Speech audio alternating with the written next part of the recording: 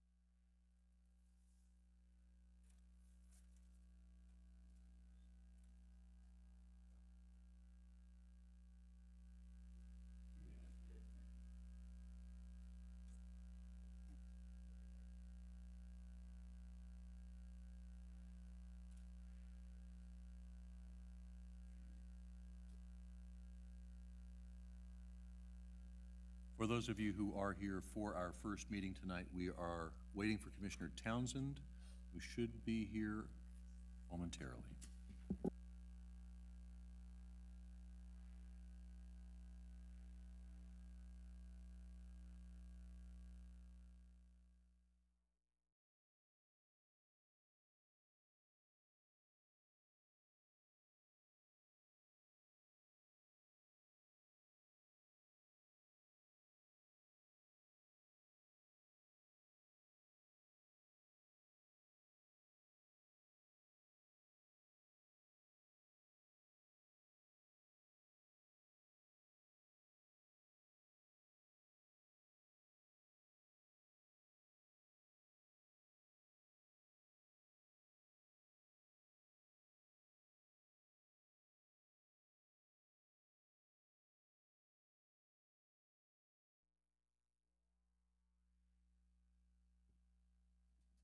Commissioner Townsend is still on her way, but we do have a quorum here to start the meeting, so I'll welcome everyone to this meeting of the Neighborhood and Community Development Standing Committee.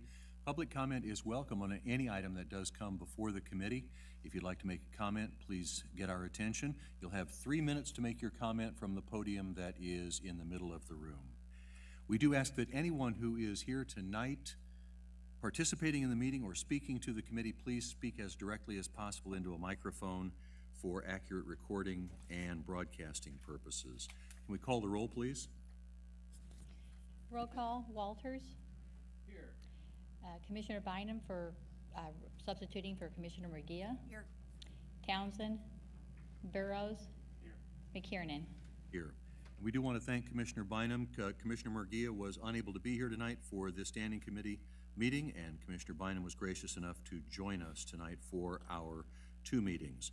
Our first order of business is, first of all, just to remind everyone that there was a blue sheet. There were revisions to the original agenda that was put out.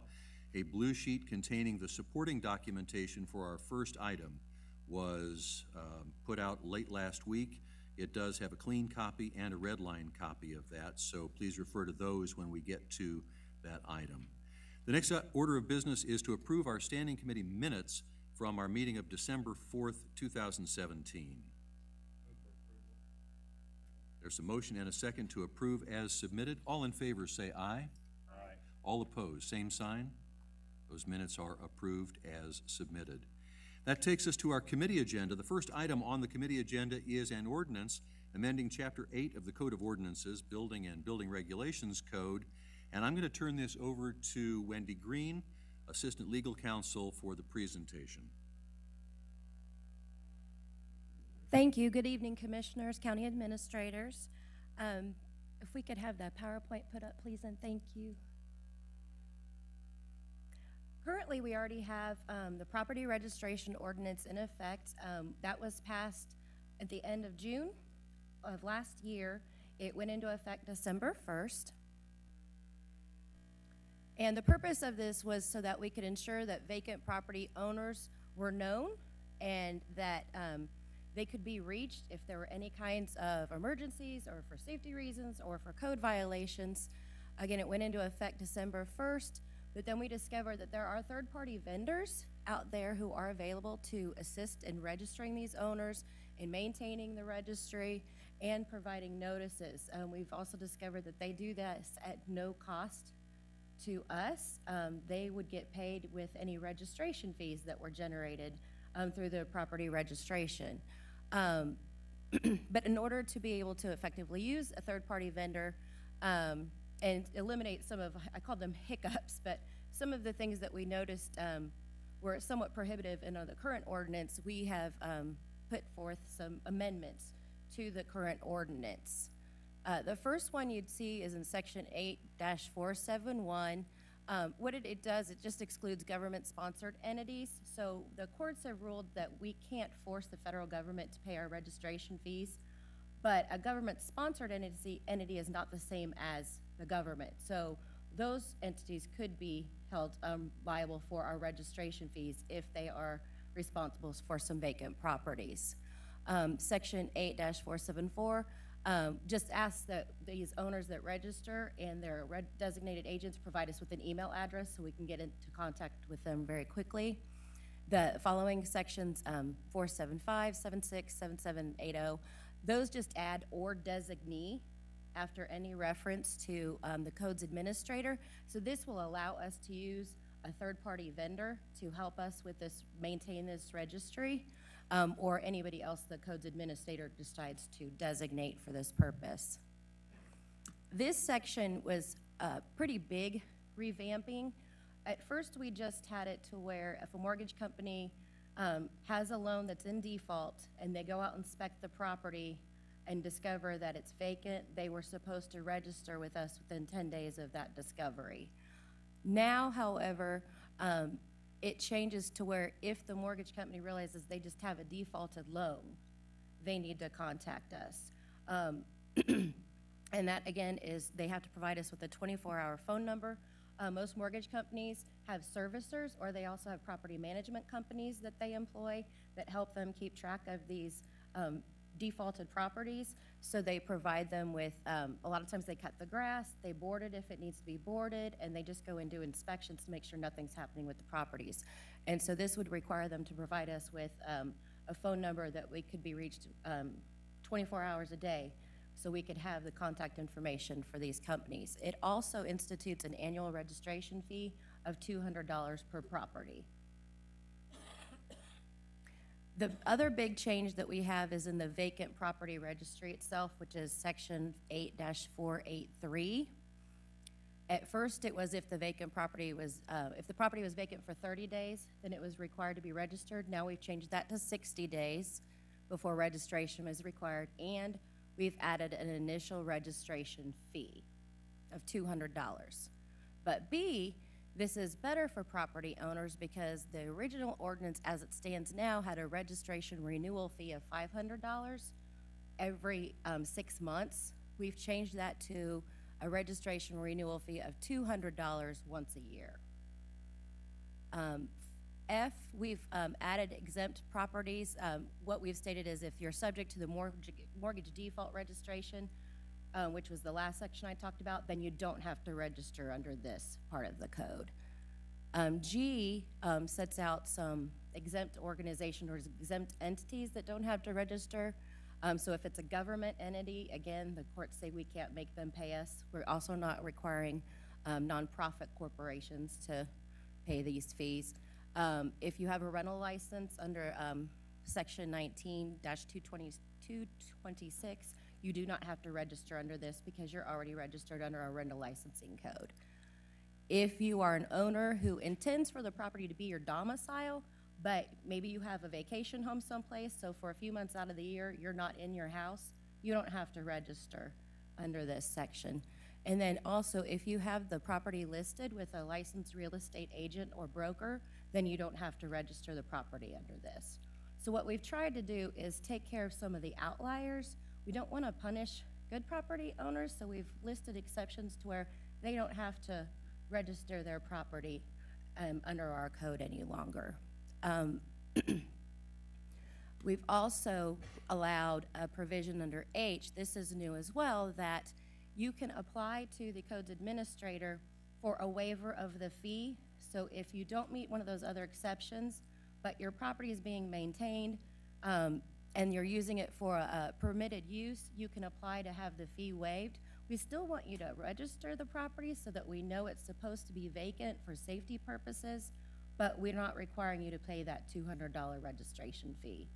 So this provision would allow you to be able to apply to the codes administrator for a waiver of that fee. And then the last section, 8-484, where we just added a definition of domicile. So for the purposes of the people that go away for a few months to a second home and then come back, we've defined domicile here. And then we've also included in the definition of vacant that there's no evidence of utility usage within the past 60 days of the property. That way we can further define and make sure that a property is truly vacant under our ordinance. Any questions? Commissioner Bynum, and then Commissioner Townsend. Thank you. I have a question under 8-483, the new section G, excluding nonprofit corporations. Are we excluding them from the registry or just the fee? It would be excluded, they are excluded from the registry. It's the same thing as our old owner registration. If you were a nonprofit, you weren't required to. So if you are already a nonprofit and you own that property, it strikes me that we might have an owner become a nonprofit after the fact, and that makes me wonder about that section. That would be something that we could do, is rather than just say they don't have to register, just make sure the fee's waived for them. We can absolutely do that, if that would take care of that issue. Asking the group, really. Well, as I understand the intent behind all of this, we would like to establish a registry of these vacant properties for the purpose of finding out who the property owners are and effectively getting a little bit of leverage to prevent these vacant properties from becoming what I would call abandoned properties. Those properties that are not up to code, those properties that are not secured against unlawful entry, those properties that really are a blight on the neighborhood.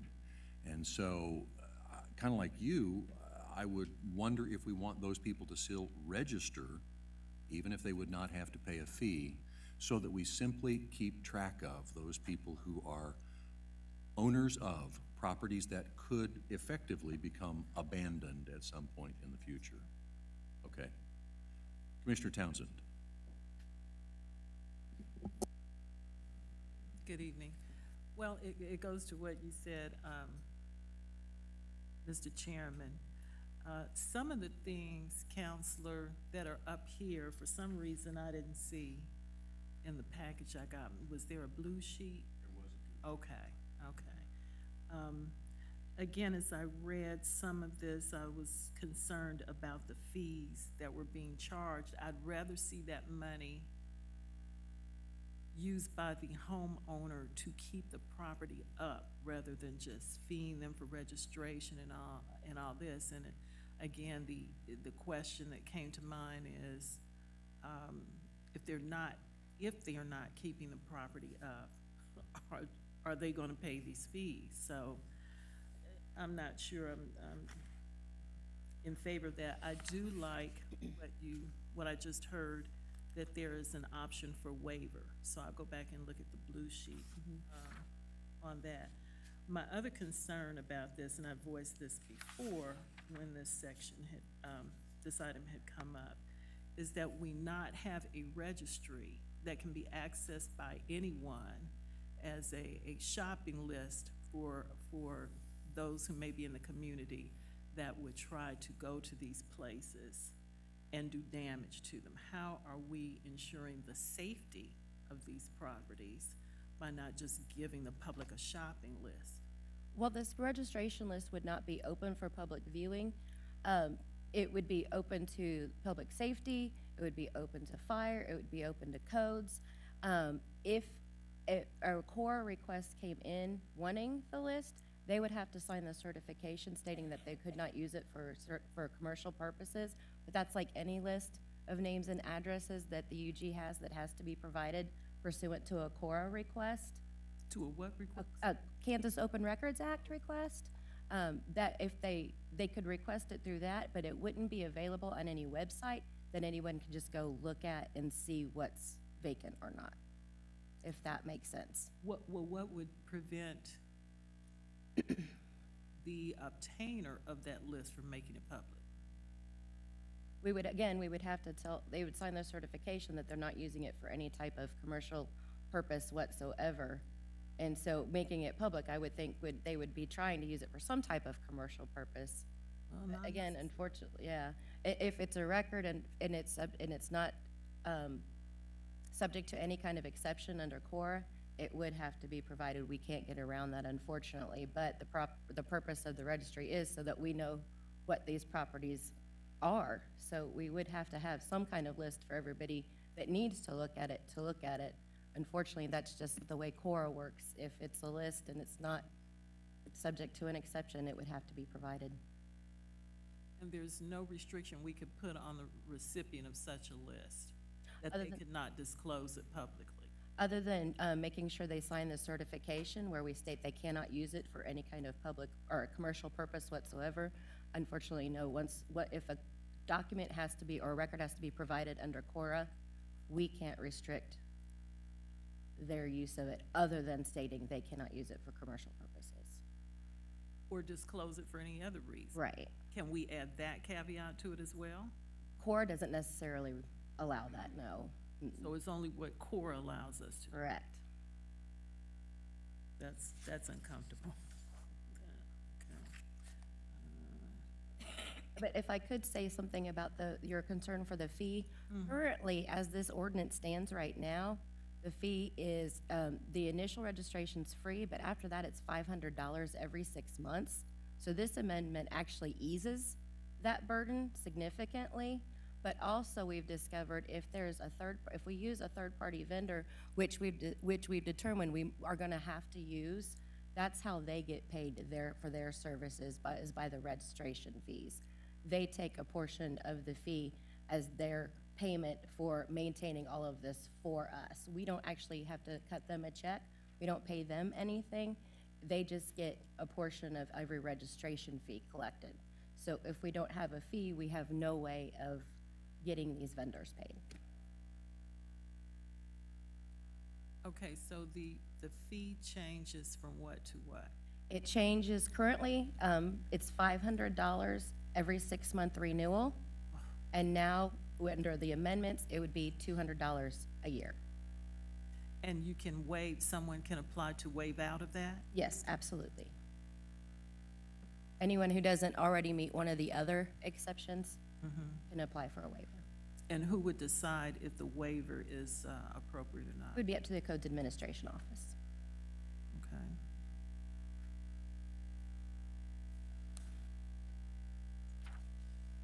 Any other member of the committee have any comments or questions? Commissioner Walters. Actually, this most recent discussion raised a few questions for me. So what criteria would the codes administrator use to grant a waiver? Spelled out? It is spelled out in the ordinance that they look for their records, their verified no code violations, and they also, after an inspection, determine there's no hazards at the property, then they can grant the waiver. Okay. I'm interested in the third-party vendors get a cut of the registration fee, it sounds like. I guess that is one way of saying it. I'm not sure how else to put it. They collect the registration fee, and they keep a portion that they need for their payment to maintain the registry for us, and then they send the remainder of the fee to us. And how much is that? One of the vendors I wouldn't go down that path too far. We've talked to one vendor, but there are several, so to say what one we'll end up with, first, we haven't done an RFP for this yet. We needed these changes in place before we go there. What we do know is the one that we have spoken to is about $100 or thereabouts. So, but they're doing work that we currently aren't staffed to do, and we would have to hire staff to handle. Well, I only bring it up because I thought there was a statement made that these third-party vendors do this and would provide it to us at no cost. Was that not said? No, we don't have to pay them any cost to set everything up, but the way they do get paid for their services is by the registration fee. So if they don't get anybody registered, they don't get paid at all. They don't get any fee from us. Are there other communities in our metropolitan area that use a similar process? I don't know of any in the metro that use a third-party vendor to do it. I know Kansas City, Missouri has a property registration, but they don't use a third-party vendor to do it. But there's no other community in Kansas that uses them. But I did talk to one of the vendors again that we were talking to has thousands of cities across the United States that they use, and I've talked to at least 5 of the different city officials that have used them.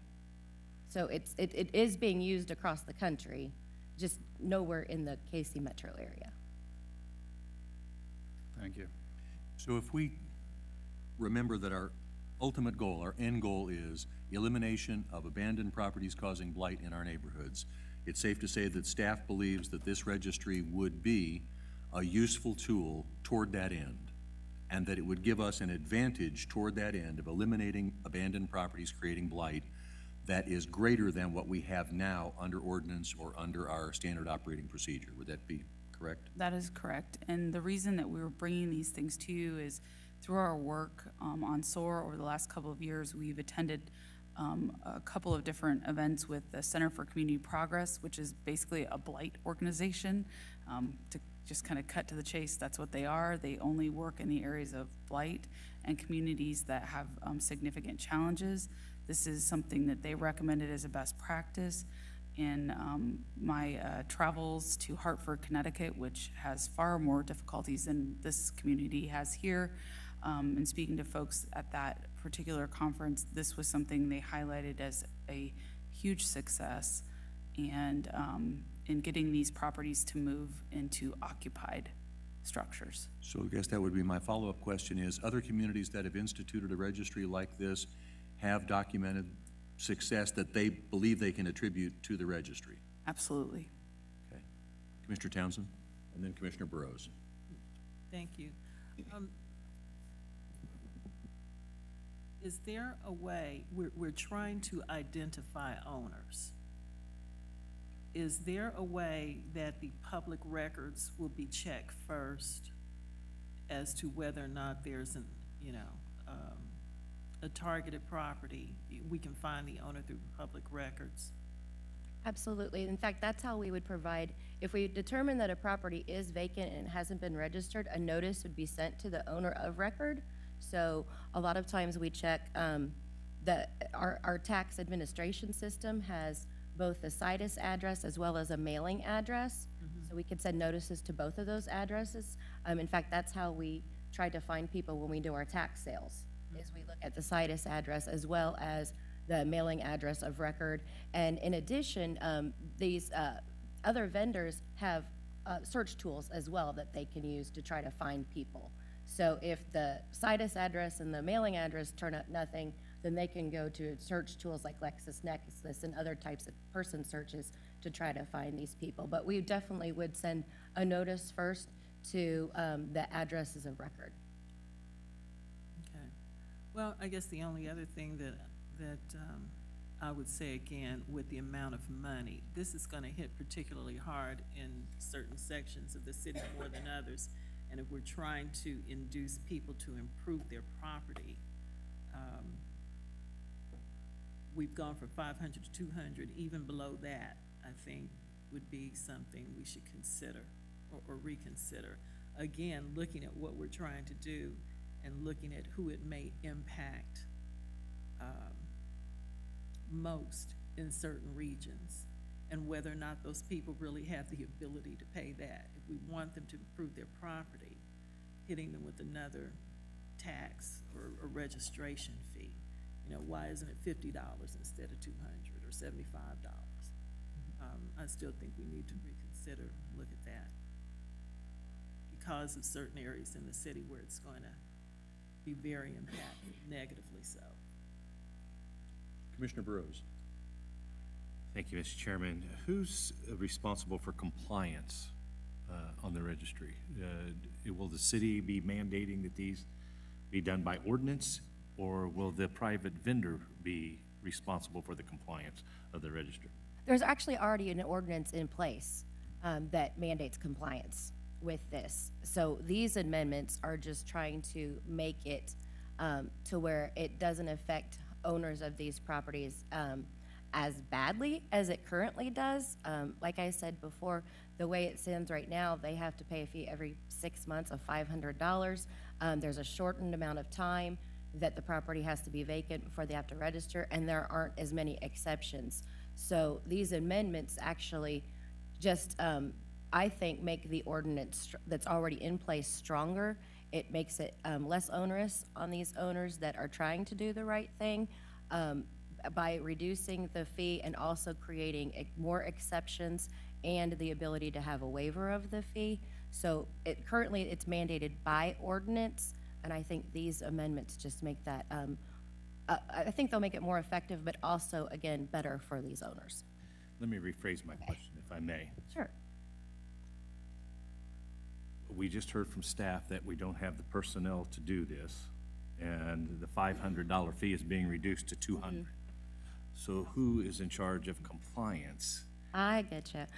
The third-party vendors, the ones that we have seen so far, again, we're like Melissa said, that we are going to be doing an RFP, but that's the vendors that actually send out all the notices, and that also would let any codes administrator know that it's time to issue the citation. Because we do have, and again, it's not in this packet because there's no need to amend that particular part of the ordinance, but in the penalties section, it does have an escalating administrative citation fee. If we know you should be registered and you don't register and you continue to fail to register, it's an escalation of a fee that I believe it starts at $250 and it just goes up to $5,000.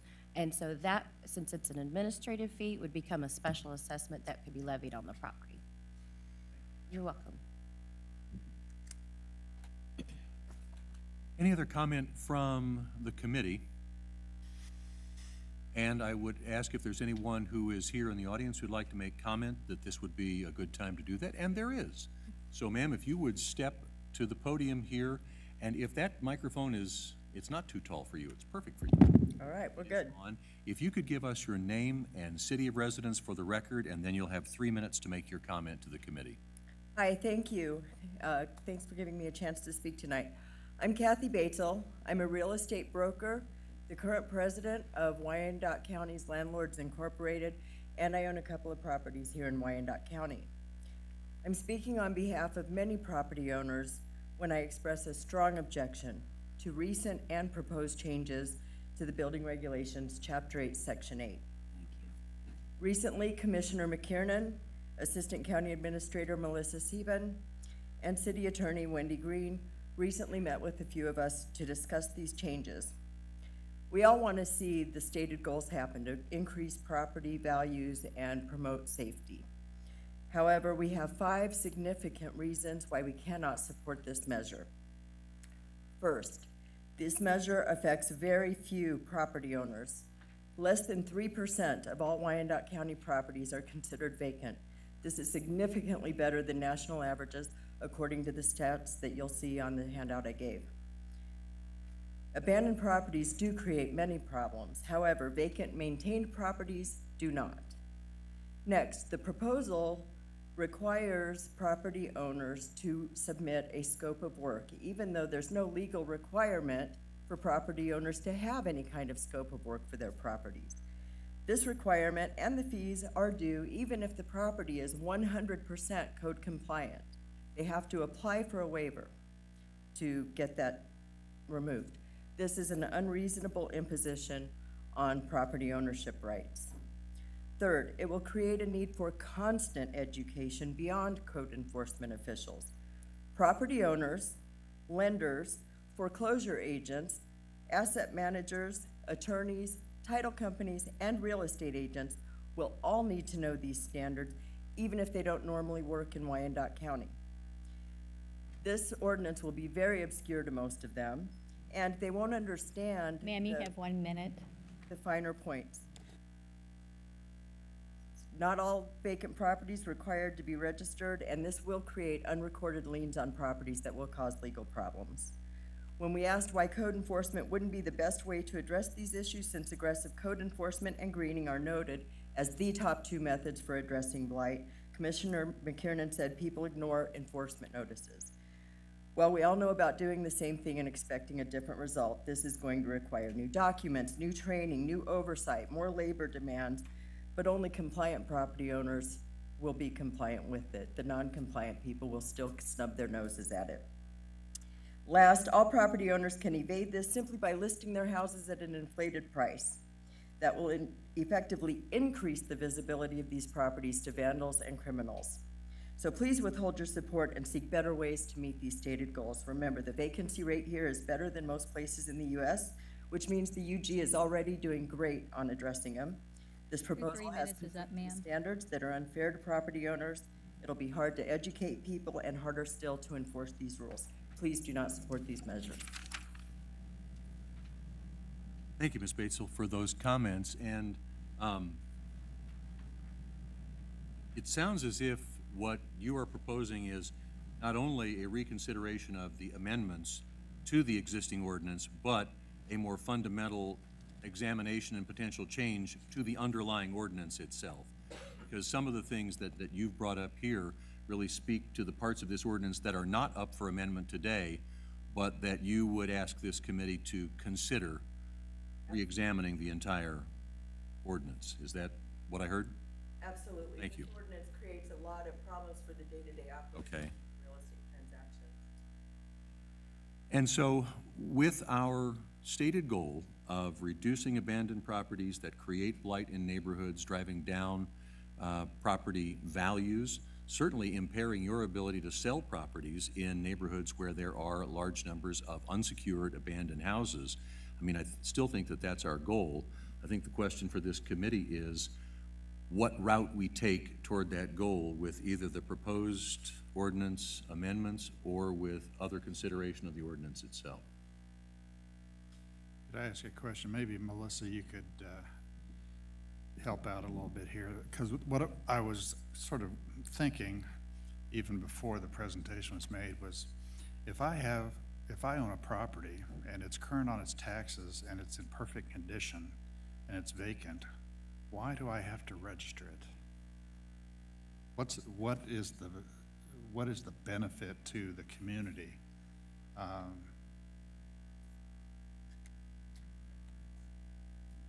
Sorry to put you on the spot, but it's very, this is all based in everything that we've been learning with SOAR, is a vacant house it feels unsafe to the neighbors. If you've lived next to someone who wasn't living there, it feels unsafe. When you get multiple of these on a street, it then creates a target for an area. If people are just holding onto these, which we keep running into it where they're just holding on to them, they have no reason they're holding on to it, they just haven't gotten around to selling it, aren't interested in, dealing with the headache. They'd rather just let it sit there and do minimal maintenance on it. They're not improving our neighborhoods. And I could go on and on about this, but we firmly believe this is one of the most significant things that we need to work on with SOAR. In fact, it is our stated top priority for 2018 is to figure out how to get these vacants occupied and to get them in the hands of people who want to do more than just the minimum, because codes are minimum. They're not a neighborhood asset at a minimum. And I'm going to have to let fellow commissioners speak on sort of where they're at on the rest of this, but that's what we put forward for 2018, is what we talked about in 2017. The registry is clearly something that we felt that Commission was very passionate about, and we moved forward with it last year. We found out that we had some fundamental issues with our ability. It's a lot of legal work. It's a lot of things that Wendy did in the private sector that we need help with. She can't sit and do this without having 10 more of her. We have a lot of them. I don't understand the statistic that we're low. I'm very confused by that. And I don't have the data in front of me to sit here and just oppose it at this point. But what I will tell you is, for those of you who live in neighborhoods with them, you know what I'm talking about, whether or not it's minimally maintained to code, or whether or not it's not maintained to code. They are something that makes our neighbors feel unsafe. And in addition, they are a detractor if they're only minimally maintained. So I guess what I hear Commissioner Walters asking is there an alternative to this ordinance that would get us to the same end goal? Because I certainly will share that I certainly am tired of abandoned houses causing blight and eventually burning down and being removed from the block and us losing that valuation in terms of property valuation. But I think what I'm hearing is there an alternate way to the goal of remediating the blighted properties? Commissioner Townsend? And I think in listening to the terminology again, the last speaker hit a key nail on the head, as did Commissioner Walters. And we've talked before in the legislative body, the difference between vacant and abandoned. And I'm not sure it's really as clear here as it needs to be. Vacant is not necessarily abandoned, and that goes to what Commissioner Walters said. Sometimes property owners elect not to have occupants because of the poor neighbors they become. So there are a lot of things here to consider. And one of them is vacant versus abandoned. So. And I can say, just from my personal bias on this, if a house is secured against unlawful entry and it is otherwise up to code on the outside, I prefer it be filled, but that kind of house is really the least of my worries in terms of the safety of the neighborhood, the neighbors, the safety of the neighborhood, police and fire who might otherwise need to enter that building. Did you have, Commissioner Bynum? I guess a couple of comments. I don't sit on this committee regularly, but it's my understanding that we as a body embraced the concepts that staff brought to us for SOAR. One of those being obviously tools in the toolbox for blight reduction. Correct. And we as a body adopted a vacant property registration ordinance. Correct. It exists right now. And I wouldn't be inclined to support repeal of that. If there's a conversation such as this one that we need to have that modifies that, I'm willing to participate in that. I like the ordinance amendments that are being brought forward. I'm a little confused as to the direction our conversation tonight is going away from tools in the toolbox that help SOAR meet the goals that we have embraced the entire time we've been having the presentations brought to us as an elected body. I really don't care what neighborhood it is, vacant properties, abandoned or not, do not help the quality of life in those neighborhoods. And I can speak to that personally. I can speak to that from vacant, empty homes in my mother and father's very lovely neighborhood. You know, we've withstood now almost a decade of recovery from a really bad economic decline, and that caused a lot of vacancies in neighborhoods all across this community. And those vacancies did not improve those neighborhoods.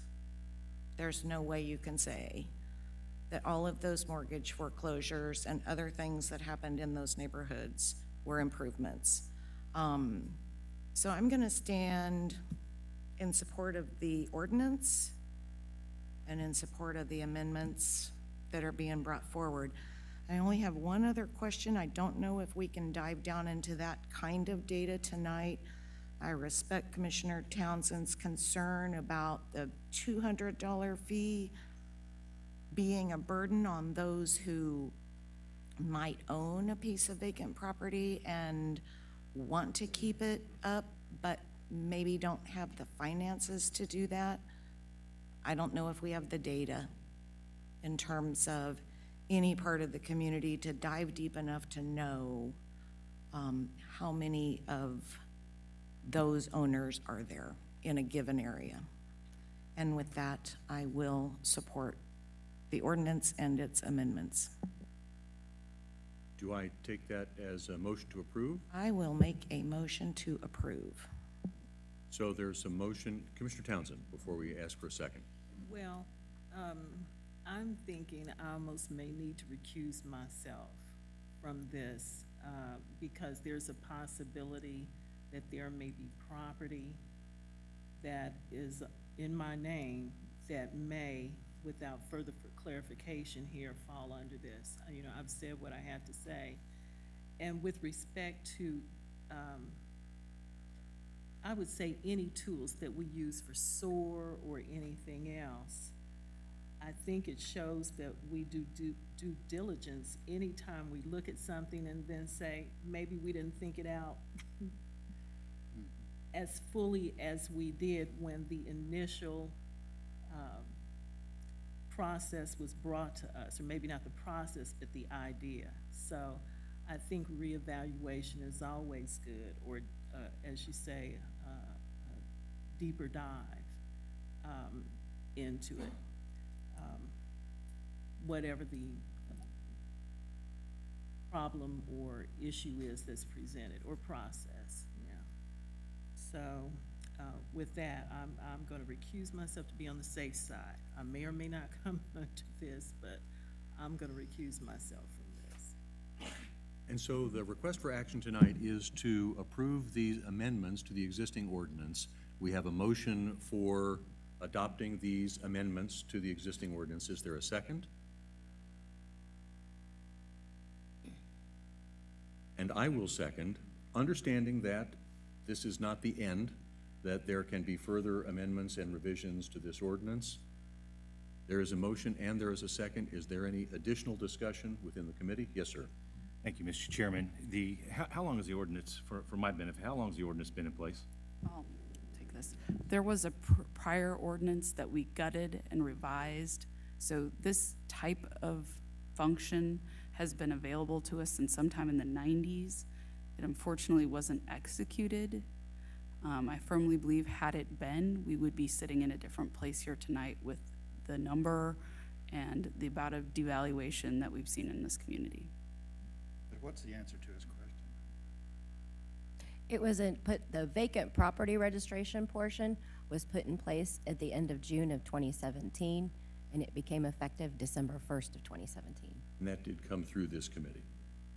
So we have no way of knowing if this program is giving us the benefit of the proposed ordinance. Correct, because we haven't been able to stand it up yet. We just simply don't have the resources to stand it up. That's why we started to look at third-party vendors when we realized that the software that we thought was going to be implemented last fall that would help us still hasn't been implemented. So that's when we started looking outside of the UG to the third parties, and that's when we realized we needed to put these amendments in place. If I may, is there a chance that we could adopt this ordinance for a period of time, like 3 years or 18 months, revisit it to find out if it's working as advanced, to determine if it's even worthwhile? We're making amendments to an ordinance that we haven't even had a chance to really verify if we're going to get the fruit of the labor. And that's why I ask about the compliance. If we don't have personnel to administer it, if we find all these faults coming through, are we going to be the ones going out and spending the time and the manpower and the resources, and the vendor gets his cut? We have a registry, but the work still falls on us as a body. So, Mr. Chairman, I might add, if substitute motion, that that this ordinance be adopted for a period of 2 years, if that's the will of the body, and that we revisit it in a year to determine if it's doing what it's stated to do. Does the maker of the motion accept that amendment? I accept it if we have precedent for adopting ordinances that sunset.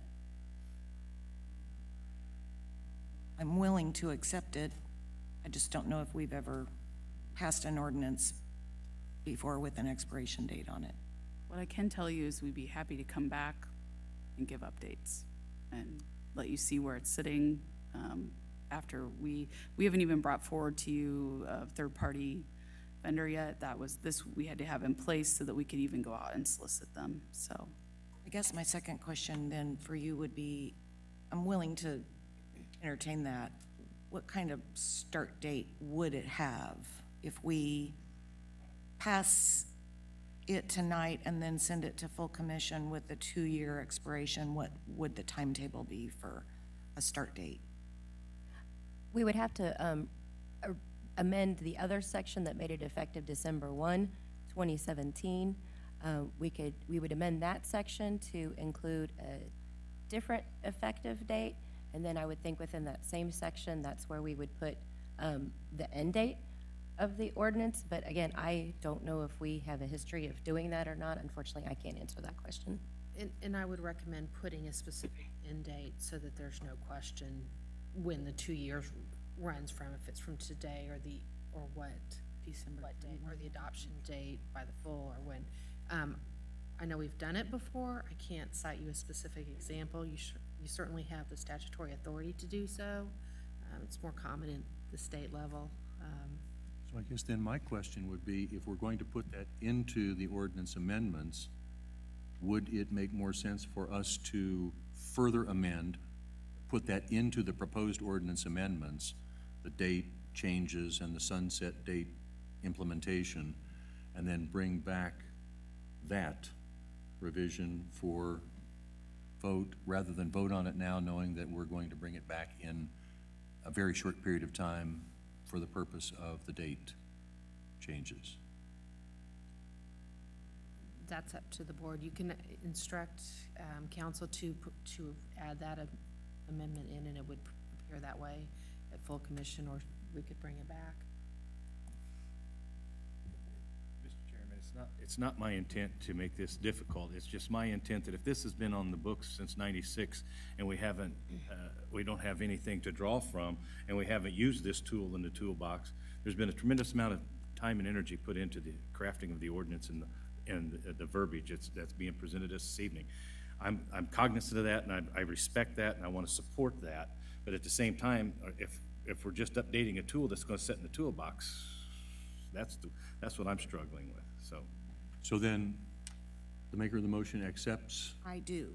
the amendment, and the amendment effectively is, and that we will further update this ordinance with implementation and sunset dates at a future time. And as the second, I'll accept that as well. So there is a motion and a second with one to recuse. Is there any other discussion? Roll call, please. Roll call, Walters, Aye. Bynum, Aye. Burrows, Aye. McKiernan.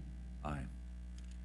And with 4 votes, that is the number of votes necessary to move any item forward from this body to the full commission. This item will move forward to full commission. Thank you.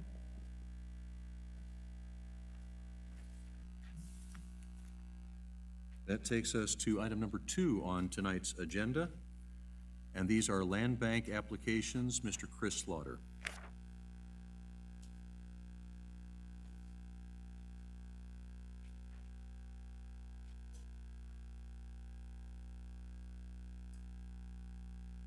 Good evening.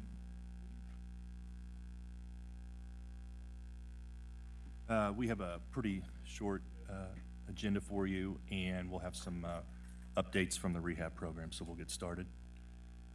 We have 4 applications tonight, 2 yard extensions, 2 property acquisitions. And again, as a reminder, all applicants are current on their taxes and have no code violations. First one is 731, 733. It is one property, Lafayette Avenue here in red, and the applicant is at 723 Lafayette. We have a property acquisition and a yard extension. The owner is here at 824 Lafayette, and then here is 832 and 834 Lafayette. And we have a property acquisition. The owner is right here at 2106 Cleveland. They also own this property right here, which I believe is 2505. This property here was approved by the board in November of 17, and this property here is the application is for tonight. And those are the ones we recommend approval for. Does anyone have any comments or questions for Mr. Slaughter? Move for approval. Oh, Commissioner Townsend. Thank you. Good evening, Mr. Slaughter. Just had a couple of questions for clarification about the application for 731 Lafayette Avenue. And 731 Lafayette Avenue, one applicant, and then one applicant that has applications for two of the acquisitions. With respect to the 731 Lafayette application, I guess the owner, where does the owner reside? Is the owner in Brooklyn, New York? Yes, but in this property is one of multiple that he has here in the county. Okay. Is that next to a residence that the applicant owns? The applicant owns this property right here, and then this is the property that they're applying for. Okay. And so have we had any problems with the upkeep of the residence there? My concern, obviously, we've just kind of talked about this in another way, is an owner who is not, at least in the commuting area of KC. The checks we do through the Excel program, through codes, indicated there was no outstanding code violations, and that's why the application was moved forward. Okay. Is that the case with both of these, the Robinson application and the, I guess it's Iskandrani? Correct. Okay. Again, that person appears to be within the commuting distance. That property on 832. 824 Lafayette, And 832. point out here, this is the applicant's property, was just recently purchased on January 3rd of this year. Okay. Well, those were the key questions I had when I saw addresses that were not adjacent to the acquisitions requested, and we've had no problems with them, correct? Correct, none that we discovered. Okay, thank you. So there's been a motion to accept these 4 applications as submitted. Is there a second? There's a second. Any further discussion on these 4 applications? Roll call, please. Roll call, Walters. Aye. Bynum. Aye. Townsend. Aye. Burrows. Aye. McKiernan. Aye.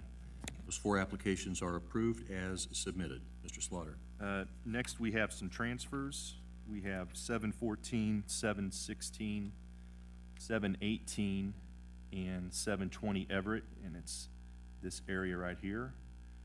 The transfer will be to CHDC for 2 single-family houses to be constructed on. And then we have 727, 743 Barnett, 732, 740, and 750 Jerome. These are property, as you know, we part of the juvenile project that are still in the land bank's name, so we're really simply just doing a transfer to the unified government to finish those projects. And again, that is the request to move those transfers forward. Move to approve. Second. There's a motion and a second to approve these transfers from the land bank as submitted. Any further discussion? Roll call, please. Roll call, Walters. Aye. Bynum. Aye. Townsend. Aye. Burrows. McKiernan. Aye. And those transfers are approved as submitted. I believe that's, oh, yes, sir. Finally, sorry, we just wanted to give you another update on the rehab program. We have increased our contractors. We're up to now 44. We have increased our inventory. We're up to 89 properties, and of those, 21 are in the rehab, or excuse me, the demo program, and those are in the process to start coming down now with the changes that were made to the demo program.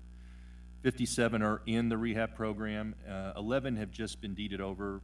They're the first out of the 11 from tax sale 339, so we will actually be starting the inspections and the boardings next week. Of those, we have 21 where the rehab has started, 26 we're waiting to close on, and we are down to 8 with no offers. I think we were in the 19 to 20 range of no offers. We've gotten some offers last week on those. We're evaluating those.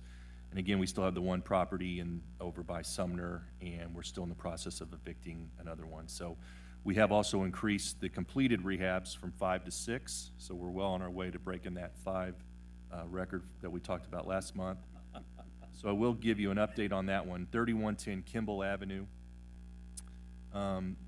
This property, we did receive an tax sale, had some fire damage to it. It really sits kind of like right on the cross between 31st Street and Kimball. And as you can see, there's a before and after, and just some other before and after the kitchen that was completed, updated bathroom. Just one of the rooms, you can see kind of some of the soot damage there from the fire. But just some interesting facts. It only took them a month and a half to complete. January of last year, I will say this is a 2017 appraised value of $10,860.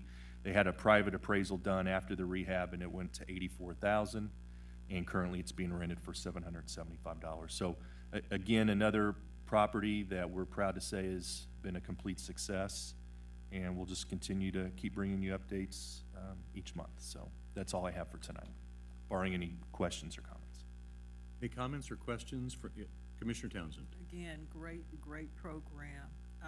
Have you seen, or maybe I don't know if we have enough of the track record, but of the homes that have been rehabbed, do you see the rehabber continuing to retain ownership and doing rentals, or have they just sought to sell the properties outright on the market after they've been rehabbed? So far, a majority have been rentals. We have had some that were sold. I think it really just dictates what the market in that area allows them to do. I will say the group that did this, they've done a couple of the other rehabs so far completed. And what they were more proud of is, you know, establishing kind of that first increased comp in the area. There's a couple houses up the street on 31st that we're in the process of closing. One will be demoed, unfortunately. It's just beyond being saved. But, you know, their thought process is the more that they can attain in these type of areas, and if they do get some appraisals or some comps, will help them maybe make the decision to make some sales. But they still have a pretty extensive screening process for the people that they're putting in these homes. And, you know, they're just ecstatic about the program as well. And again, they're probably the group that has set the bar at the height it is now, only hopefully to keep raising it as we go forward. Well, great program, great to see the asset improved in value, and I guess time will tell. It'll be interesting to watch and see if the homes maintain their value and their look, if they are rentals versus someone who may buy the home. You know, if I was going to guess, the rentals might be. You know, that would be something that would probably be a red flag for us if they wanted to stay in the program. As contractors, I think we would highly frown on renting property out and letting it deteriorate and stuff. I, honestly, with this group, I don't think that would be something they would stand for either. I think they're invested in the community. They have numerous other properties, and they're, you know, very proud of the fact, and they really look at Wyandotte County as a tremendous opportunity to keep increasing these assets that we have here. Though it didn't appear to be much of an asset when we first got our hands on it, but so yeah, if that was the case, I mean, that would probably be a discussion we would have that could possibly end their relationship with our program. Okay, yeah, just something to watch because the program is new and a great program. Fantastic. Mr. Slaughter, thank you very much. There is no other business before this committee. We are adjourned. We'll We'll give Mr. Bryant a chance to move up to the table here, and then Commissioner Burrows will reconvene us as Economic Development and Finance.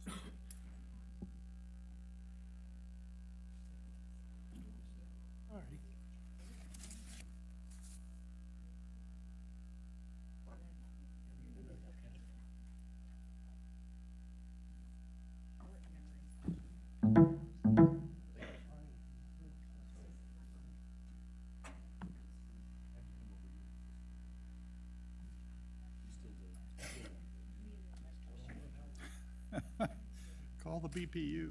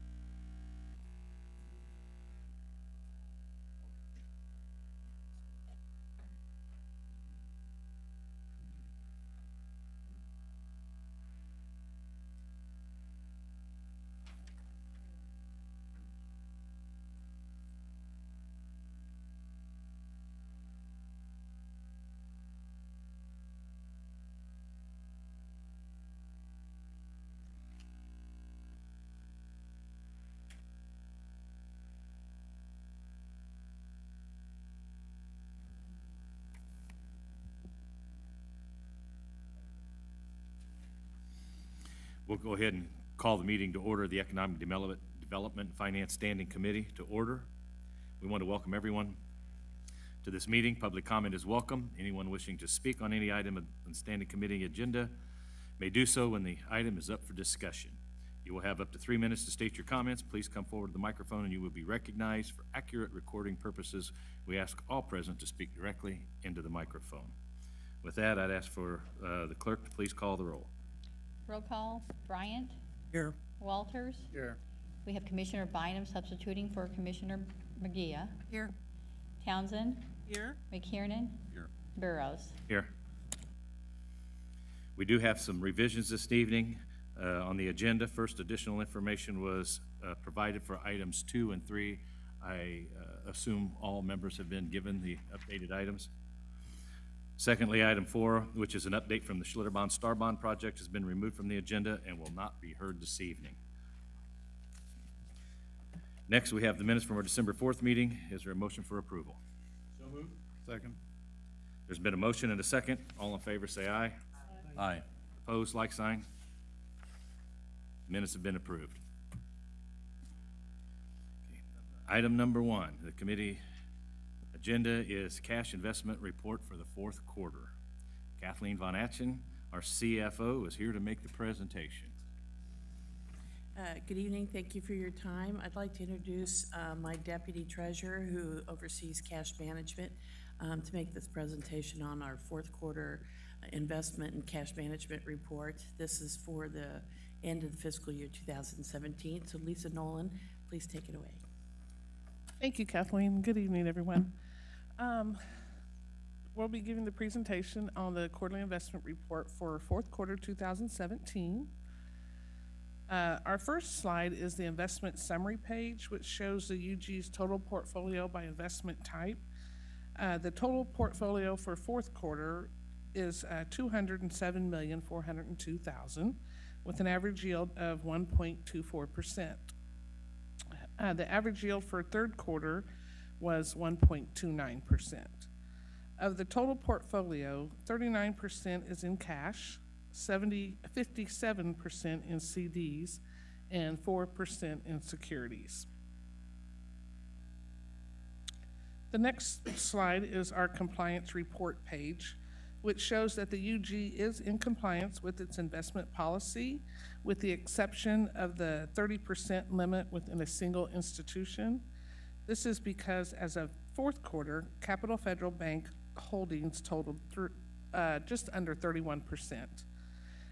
In the 3rd quarter, they were at 40%. Continuing investment strategies will keep the UG in compliance with its investment policy, keeping in mind that percentages by single institution will fluctuate as investments mature and new investments are made. The next slide is the issuer detail page.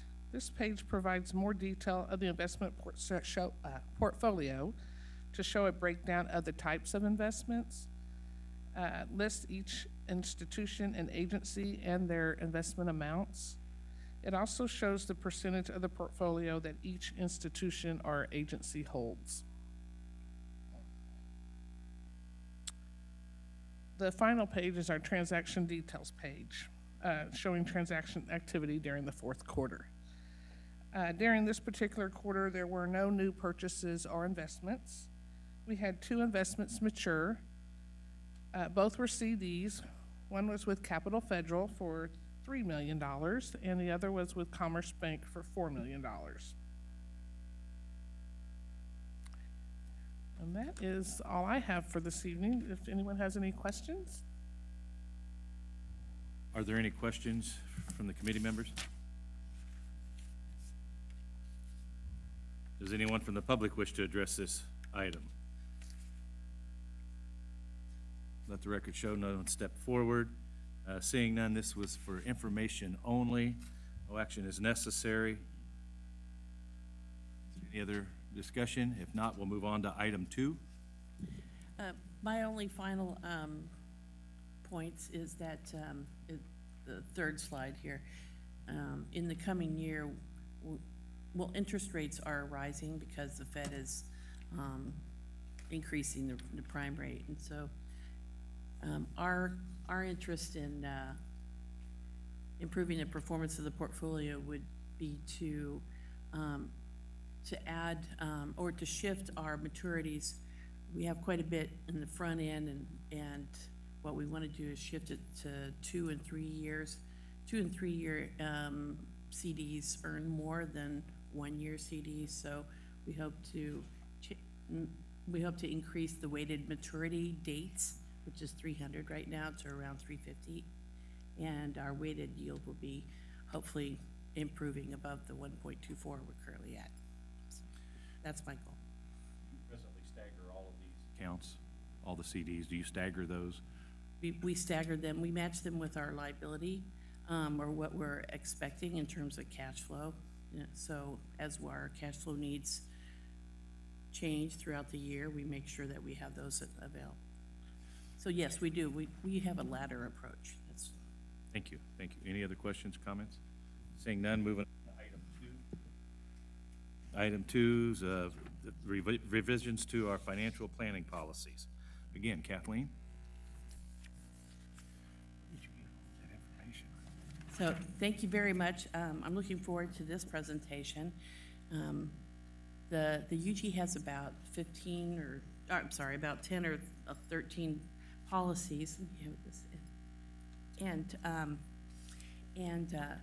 for the most part, they were written about 5 years ago, 5 or more years ago. So tonight we're going to talk about financial planning policies. So there are various categories I'll get into. So we're going to be reviewing 4 or different areas of policies, 6 different ones. I want to introduce for the presentation tonight my Deputy CFO, Debbie Johnsher, and our Budget Director, Reggie Lindsay. And then also joining us for questions and any further comments is our Public Works Director, Jeff Fisher. So as I mentioned, there are various categories of financial planning. We've kind of gone over these slides in the last month. There's financial planning policies, there's revenue policies, expense policies, and then other policies. So the plan is that for tonight, we're going to talk about financial planning. In March, we're going to talk about revenue policies. And then in April, we'll talk about expense policies. Tonight has the most policies of all these 3 chance to talk about policies. So I really appreciate your interest in this. It has some important information, and important decision-making. We're hoping to seek feedback from all of you. There's the schedule, so in more detail. So next, in March, we'll be talking about revenue policies, financial reporting and auditing, and budgetary performance reporting. And then in April, we'll be talking about updating our debt financing and expenditure policies. So again, here's some more information roughly on the various policies that we have for that govern our financial planning, and along with some detailed information as to the rationale behind each. We're going to go into more detail in each of these, so I'm going to skip over this slide. This is something you can refer back to. Now, I did an assessment of all our policies, and I matched it with the recommended attributes these policies ought to have. And you know, the previous CFO did a wonderful job developing the policies we currently have. They're very short and sweet. They're concise. There are, in reading through them, I found there's some areas where we could augment and perhaps address some other areas that were overlooked. But also, the policies provided us an opportunity to document our current practices. So that's what my approach is with these I'm recommending. So we're going to start out with Reginald Lindsay, our budget director, who's going to talk about the operating and capital budget policy.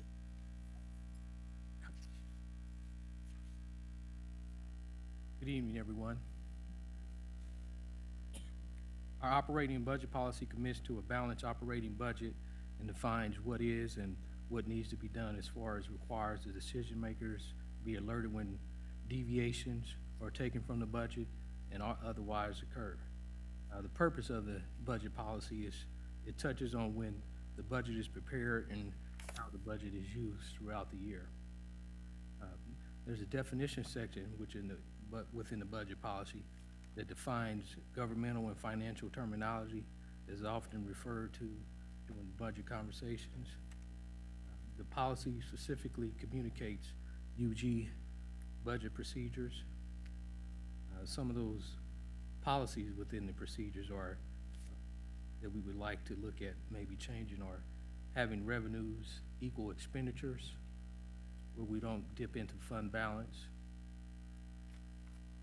Also, another part of the policy are budget amendments, which is how we looks at the current amendment practices to our budget, and then operating surpluses, which use operating surpluses to do things like increase reserves, pay down liabilities, and also examine opportunities to accelerate debt payoff. One of the other things we'd like to look at is using the surpluses to increase funds for capital.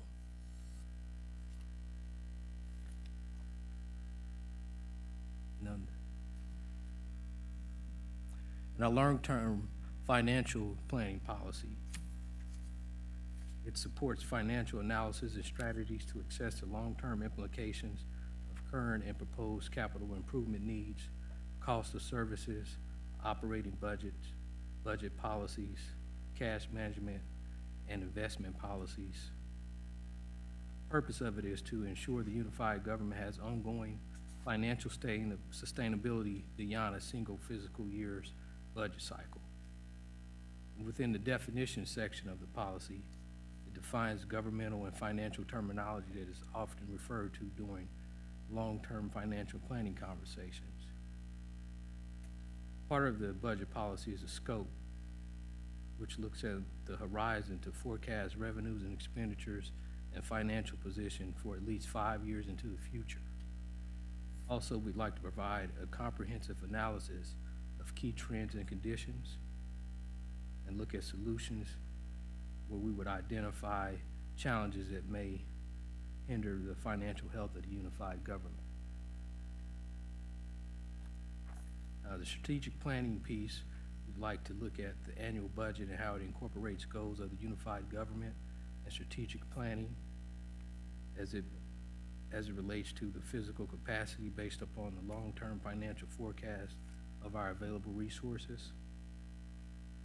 And structural balance-wise, we would like long-term structural balance to be a goal of long-term financial planning at the unified government. A multi-year financial plan exists where future issues are identified and possible solutions are proposed. We'd also like to look at non-current liabilities such as deferred maintenance, pensions, retirement, health benefit costs. We'd like to make sure they remain affordable and also sustainable.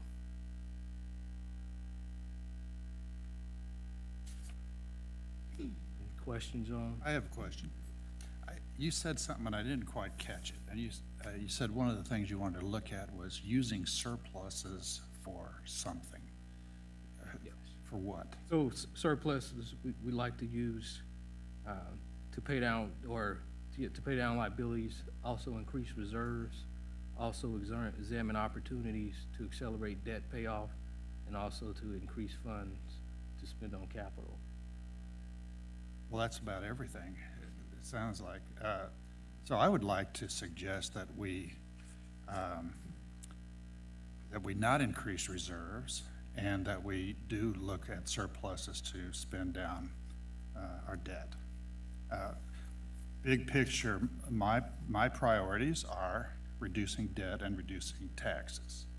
And so increasing reserves is kind of counter to the things that I think are important. And I was glad that last year our auditor congratulated us on reaching our reserve levels. And so I think we should try to figure out a policy whereby we don't increase our reserves. So if you could factor that into your recommendation somehow, I would be interested in hearing that. Actually, the next section is on reserves. Yes. Thank you. One question. These are very high-level summaries of the proposed revisions. So before next week's, or next month's rather, meeting, will we get red line and strikeout copies of the policy, or is that important? Oh, all right, so red line strikeout were provided to the committee. Yeah. Yeah, we have them right here. Part. Yeah. Where's that in my electronic version? I'm looking at financial planning And, policies, and there is no, all right, I'll look for it. Well, I'll be happy to forward it to you.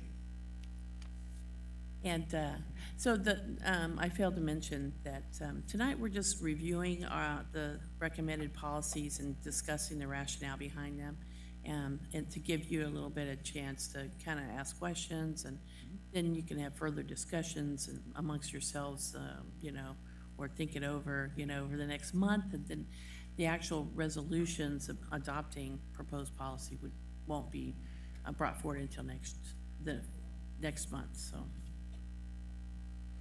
Okay. I will state, these are quite extensive changes. And it is a tremendous revision of the policy. I don't know about other commissioners, but I can speak for myself. To break this down and digest it it's a challenge, but it can be done. But what warranted the tremendous amount of effort that went into this? So the current policies were they didn't have all the information that's recommended by the Government Finance Officers Association. They were overly concise, and in reality, it's not so much a change. We're going to highlight the changes that we're recommending, but in reality, this is documenting current practice. And so it's really not a wholesale change like it looks like. That's why providing this in red line, as was requested, it's misleading because it's actually augmenting our existing policies to include the actual practices that we have in place. And just to clarify, I did find my red line and strikeout copy, and I appreciate that inclusion. Yeah, all right, Proceed. okay. So, so as you know, we have various categories. Tonight, we're also gonna talk about reserve policies. And we have 3 different policies, one for the general fund, one for special revenue funds, and then another for enterprise and internal service funds. And all of which are, each have kind of little slight details that require that they have separate policies. And they're all in place to maintain a prudent level of financial resources to guard stakeholders against service disruption. I think you all had some service disruption during the most recent economic crisis, and you're going to see some graphically how that impacted the organization. So why do we have reserve policies? Well, the number one reason is to plan for contingencies. So naturally, in our own individual checking accounts, we like to set aside or save money in case, we have a big, we encounter our tooth broke or our car broke, and so we don't have to dip into our credit card to pay for those things. We have those things available. So just like that, a city or a municipality has those same sorts of concerns. And it's difficult to match revenues and actual expenditures. That's challenging because you can't, well, in the UG, we're predicting revenues a good 18 months before the end of the next fiscal year. So knowing that sort of information and be able to calibrate all that is challenging. The revenues are volatile. There's constantly, the global economy is changing constantly, and there are numerous things that can impact our revenues.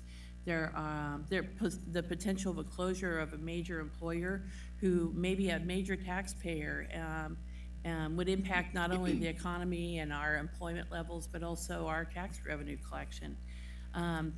Extreme weather events can increase operating and capital costs. It could also cost the city revenue if they're devastating a major retail area.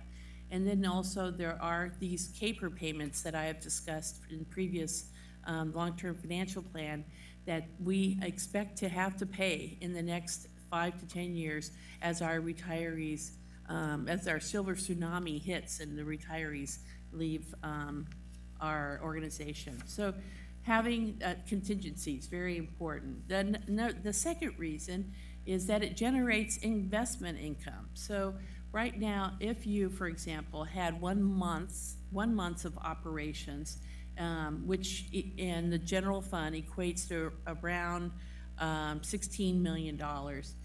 If that's invested, it earns $400,000 a year in interest. And so that $400,000, if you had 3 weeks, it's $300,000, et cetera.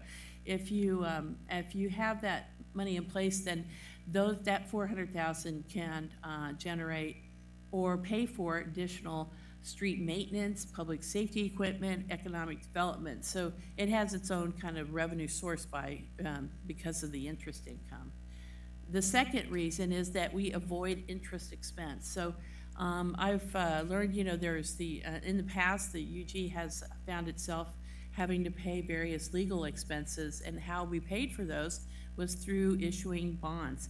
And that's an operating expense. Really, we don't want to use bonds for operating expenses. The credit card is not our emergency fund, right? So let's avoid paying interest expenses. Use reserves to pay, to collect cash so that we can pay for a greater portion of our capital projects with cash instead of debt.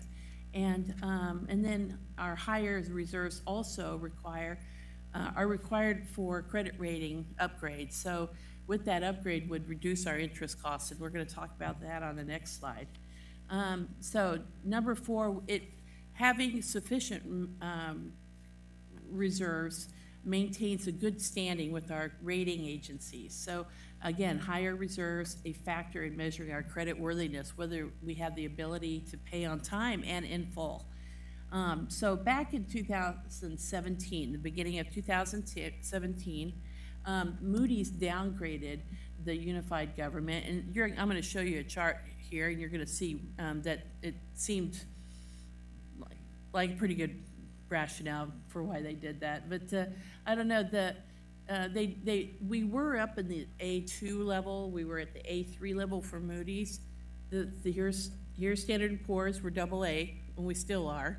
And then Moody's is we were A3 and now we're A1. And that's where we've been since February 2015. If we were to get upgraded back up to the A2 so that we're level with the level that the S&P has us now, our GO bonds, which we're about to sell on Thursday, we're expecting those to cost 3.35%. If we were AA2, they would cost 2.85%. Now, what does that mean? If we issue usually we issue about 20 million in bonds per year. That's the new money piece. So we add 20 million roughly to our. So that's why I'm using the 20 million figure. Over 20 years, the difference in that interest rate would save us $1.25 million. So with no Moody's upgrade over the next 5 years, let's say if we do $20 million each of the 5 years at that lower rate, we would save $6.25 million over the 25-year period. And that averages out to about $300,000, $312,000 less in interest costs that we would be paying. So that's one thing that, that we want to keep in mind when we're talking about reserves. So what can we use that interest savings for? Well, we could use it for additional street maintenance, public safety equipment, other capital infrastructure investment. Certainly all of these are high things, or high, they rank high in our community survey. So now, and here's just a depiction, a graph that shows the difference. So right now, the blue is what we're paying, that higher rate, and then the red is the lower rate, so that's the spread. And this is how it looks, that savings over the $6 million over the 25-year period. So just like your mortgage, you pay kind of more interest at the beginning because you're paying down the principal, so. All right. So other UG financial risks and liabilities that we want to make sure all of you are aware. The storm events and could damage revenue generating properties. And I'm talking about, for example, unknown costs to the UG, but if hard to know or predict, but if a tornado went through the legends, what would happen? How could we regenerate that money? And all of those bonds, certainly, they're backed by the unified government, so we'd have to make those payments right out of the general fund. Pension payouts for the Silver Tsunami retirees, as we quantified in the forecast last year, 25 million over the next 10 years are going to be paid out in pension payments, which we call the kind of penalty payments. This is not pension. These are accrued vacation and sick leave amounts that we'll have to pay. We have an increasing reliance on sales tax revenue, which is a volatile revenue. As online sales grow, our share is impacted by that. In addition, if there's any kind of other economic downturn that occurs, it really has a much quicker and greater impact on sales tax revenue.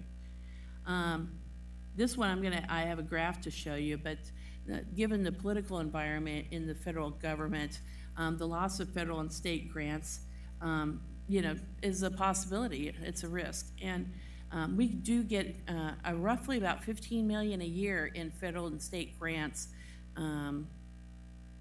Many of them we think we get them from the state, but they're actually passed through from the feds, and I'll show you that in a minute. In a couple years, we're gonna ask the voters to renew our dedicated sales tax measure, which generates $11 million a year. And that money is split, or the revenue from that sales tax measure is split one-third, one-third, and one-third to neighborhood and public infrastructure improvements, and police and fire. And it can be used for not only operating, but equipment and capital. So so that would be a significant hit if we were not successful at achieving that renewal.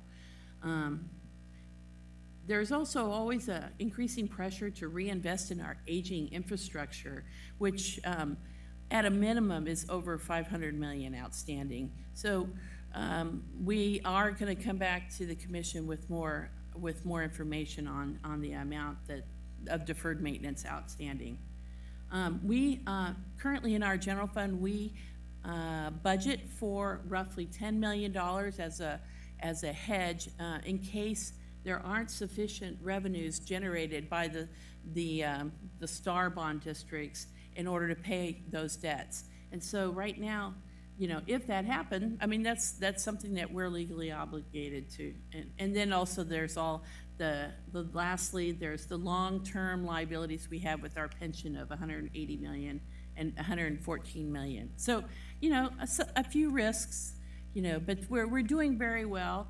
And you'll see later on that some more information on how well we're doing. I don't want to or scare you. So we're, from an operations standpoint, we are doing very well. Now on the expenditures for federal grants, this is just one example of the risk. And you can see consistently over the years, this number has been growing from 10 million to now it's, you know, roughly plateauing around 15 million. And these are actual expenditures from federal awards. And they come from these federal departments: Homeland Security, the U.S. Health and Human Services Department, the EPA, the Department of Transportation, Housing and Urban Development, the Department of Commerce, and the U.S. Department of Agriculture. So when we think about reserves, we often focus on the general fund. So, you know, why is that? Well, the general fund is the primary fund of the UG, and in all governments. So for governmental accounting, basically any resources that are not required to be recorded in a separate other fund are recorded in the general fund. And for the UG, if you look at all the UG-wide expenditures for 2017, which amounted to $403 million, the general fund comprised 48% of them. So if there was any kind of funding pressures on all these other funds here, all these other funds, there may be some likelihood that those programs and the service delivery demands would look to the general fund in order to continue those services. All right, so I was going to talk to you a little bit about how we're doing historically. So you can see the general fund unrestricted fund balance since 1998 when we incorporated. So it starts out at 39 million, dropped down a bit during the 2001. There was a little bit of an economic crisis during that time due to 9/11, right? Then it got, the fund balance built up, back up to around in 2006, and then it started dipping significantly due to that economic crisis. It lost $40 million during that economic crisis. Certainly there were significant budget cuts during that period in order to survive through it, but for the most part, the operational impact was minimized because we had that reserve level in place. So from a percentage basis, you can see 36% started here. It dropped down to 18 again during that same period, got back up to 35, and then during the economy, it dropped down to 7. That was the lowest point at 7. So all through this period right here, S&P has kept us at the AA rating, right? The only rating rating reduction occurred with Moody's. Moody's, at this point, dropped our status down to negative, and then several years later, when things were not improving, they downgraded us here. Well, so unfortunately, they downgraded us just at the time when we were about to improve the situation. So we are now at 17%, okay? 17% of operating expenditures and transfers. So what does that equate to? It equates to 2 months of operating expenditures and transfers. So if you divide 2 into 12, you get roughly 16.66%. So I rounded it up to 17. So what are our neighbors? What kind of fund balance levels do they have? Well, I got online and I looked up all the CAFRs for all of our larger neighbors. I've included their population here, so you can kind of see. I've got them ranked or sorted by population. The amount of their general fund revenues. You can do this math either with the revenues or the expenditures. So Jackson County, Johnson County, Kansas City, Missouri, Overland Park, and then us here, 163,000 population, right? I provided this column just to, just as information, but you can see over in the far right-hand side in this column is the percentage of unrestricted fund balance as a percentage of the total general fund revenues. And graphically, it shows like this. So you can see the unified government is one of the few. There's only Kansas City, Missouri, and Independence, Missouri, that have fund balances at this low level. All of these others are quite a bit higher. So. And I imagine Kansas City, Missouri's is at 13 because their revenue base is significantly more robust than ours. Their revenue base is $556 million. So they can, that's a little bit more money to hedge with, right? Can we pause here? Are there any questions from the committee before we continue to move on? So we don't lose sight of where we are in the presentation. I have one question. What percentage would put us in line to be reapproved by or upgraded by Moody's? Are we looking at a 30%, 25%? Because on your previous slide, you showed it in millions and percentage. And so it looked like anything above 20 million was going to be an acceptable fund balance. Moody's would, we asked them that very question 2 weeks ago, and what they told us was that if we came up to above the 25% level, that would be a great improvement. And there are a number of factors. The other factor that hurts us with our Moody's credit rating is our economic indexes. So if the value of our land, the assessed value of our property improved, then that would also really help. So you said 30%. 25. 25%. What does that equate into dollars? Well, I'm going to get there too. Okay. But yeah. Yeah. So when you were talking about raising the balance and changing Moody's, was that just to change it to a positive outlook or no, to an upgrade? A3? Upgrade. Yeah. An A3 probably. Well, what I've noticed. Not that quickly. We might. What I was talking about is, I was thinking maybe they'd bring us up to AA3. Yeah. Not AA2. Yeah. No, because that would be hard. I've noticed is usually S&P has a more positive outlook generally, and always ranks higher than Moody's on pretty much everybody. So well, I don't see you getting to A2, a double A at standard, and being an A2 at the same time, because standard would actually probably go up. S&P would probably go up, at least one category if you made the move, it Yeah. would move you up in Moody's, so. So this percentage, interest rate that I was 2.85, that's if we're double A without any kind of designation. You know, it looked in the municipal market index. Well, have they talked to anything about, when you were talking to them about, is your outlook still negative? No, our outlook is stable. Okay. Yes. So have they talked about changing the outlook to positive?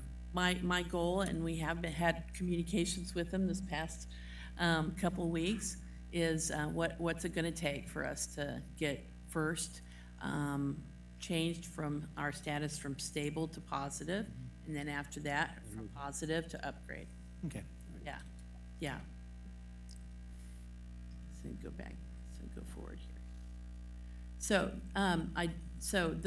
the next thing is that I imagine you're probably thinking is, well, gee, what's the most painless way for us to grow our reserve? Okay, so as you know, we estimate our revenues, and actuals come in. They never come in exactly as we estimate.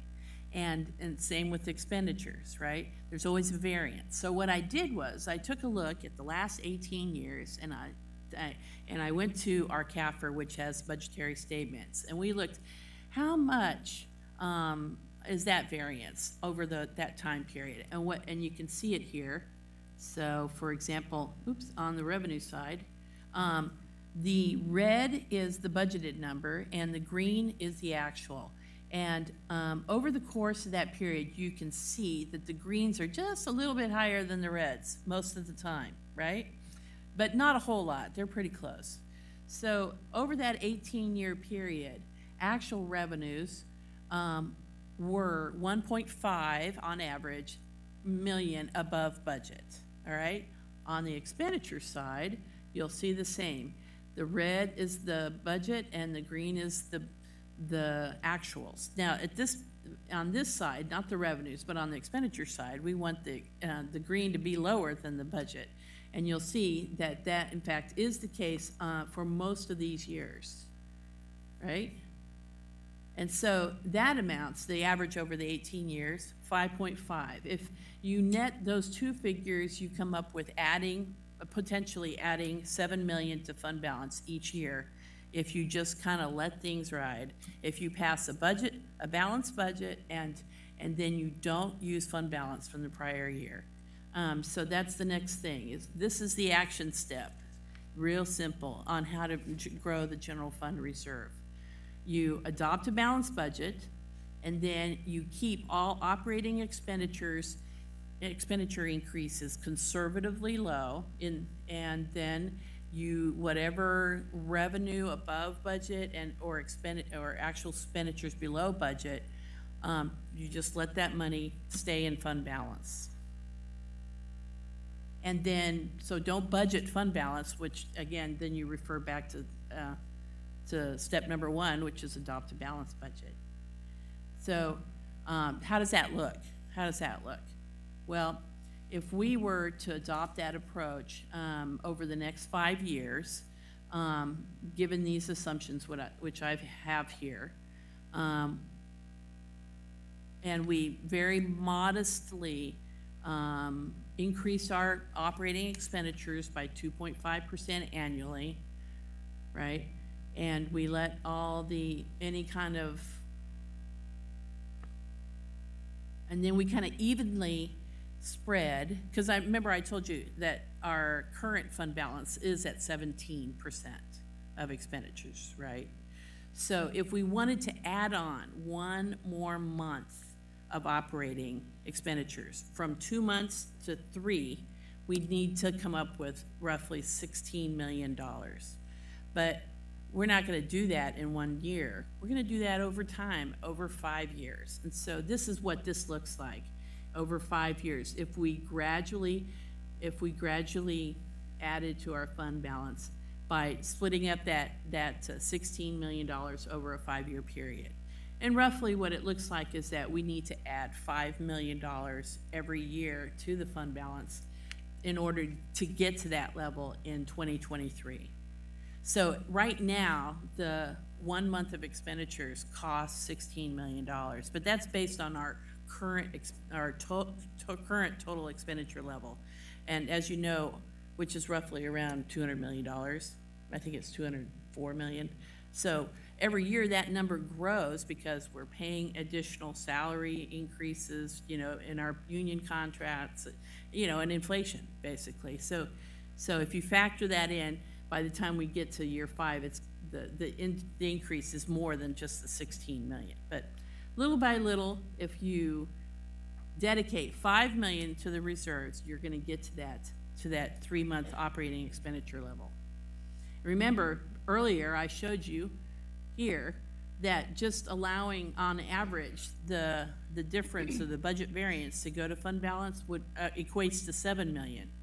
So I'm only suggesting we that we forecast 5 million a year. So what I am proposing in this general fund operating reserve is that we increase the current limit, which at the moment is 10%, increase it to 2 months of operating at a minimum, which we're calling the operating reserve. Now, GFOA recommends this, and so at a minimum, this is what I would like to see changed in our policy, is to increase it from 10% to 17%, which is the target we're currently in place. I mean, we're there now already. So, but also what I am in addition recommending is, and GFOA does as well, is to have an emergency reserve. You remember all those liabilities and risks I talked about at the beginning. So I've used a GFOA assessment tool to figure out how much, given our liabilities, how much emergency reserve should we have? So in this example here, I said 1 month, but here's some information of our risk assessment tool. All right. And what they asked me were questions related to these risks and these drivers. So this is basically a spreadsheet tool. It had about 10 different tabs. I entered a bunch of information in there and related to the liabilities and risks I talked about earlier. And what it spit out is that we have a score of around 31, and 31 is right in this category here. And so based on the GFOA tool, their GFOA is saying that we should have a 26 to 35% fund balance. I'm recommending 25.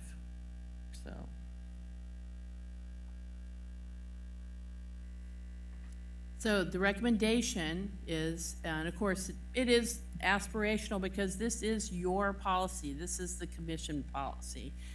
So, you know, it is to reach the 3 month. We're already at the 2 month, to add on another month over the next 5 years, and for staff to report back to you at the end of the year how we're doing and how close we are, and to incorporate those kind of policies and goals into our long-term financial planning documents, so that you can factor that in as you make long-term plans. And the policy also talks about ways in which to fund the reserve, which go back to what I recommended before: excess revenues over expenditures, or any kind of one-time revenues. And that the reserve policy is that we would fund the operating reserve, the 2 month one, before we fund the 3 month or the 3rd month.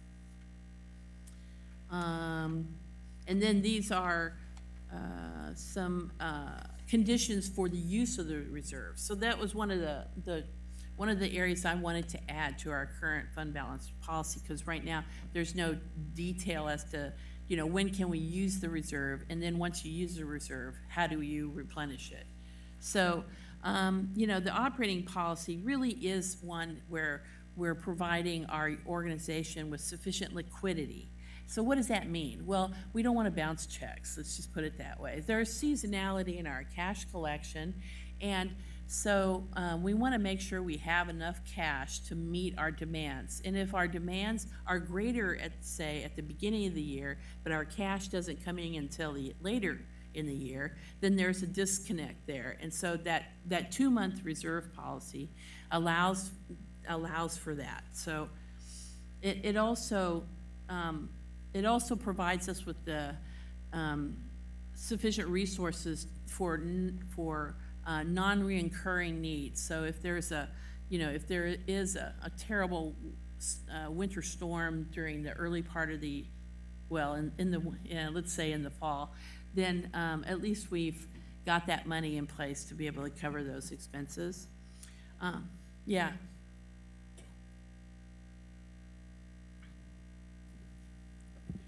Why would we not want to fund the general fund versus creating all these additional reserves? Why would we not want to just increase the general fund ending balance? Oh, okay. As a reserve? We are talking about the general fund ending balance. That is what we're talking about. Okay, but maybe I'm misunderstanding here, but you've created all of these other reserves. Within the general fund. Within the general fund budget. Yeah, that's so, right. When I look at my bottom sheet, when I look at my budget sheet, is it going to say general fund reserves of 47 million, or is it going to say 16 million plus 25 million plus 13 million plus 7 million? So just think about, so we don't budget fund balance. It's basically what's left over at the, right? So you got, it's your checking account. Think of it that way. So it's part of the general fund. So we're not creating funds, we're creating categories in order to set aside cash and resources. So I specifically, this gets to my next question, we have an economic downturn and we don't have enough budget we don't have enough reserve in the economic uncertainty emergency reserve fund. I can then go into the general fund and pull additional dollars out and supplant those dollars?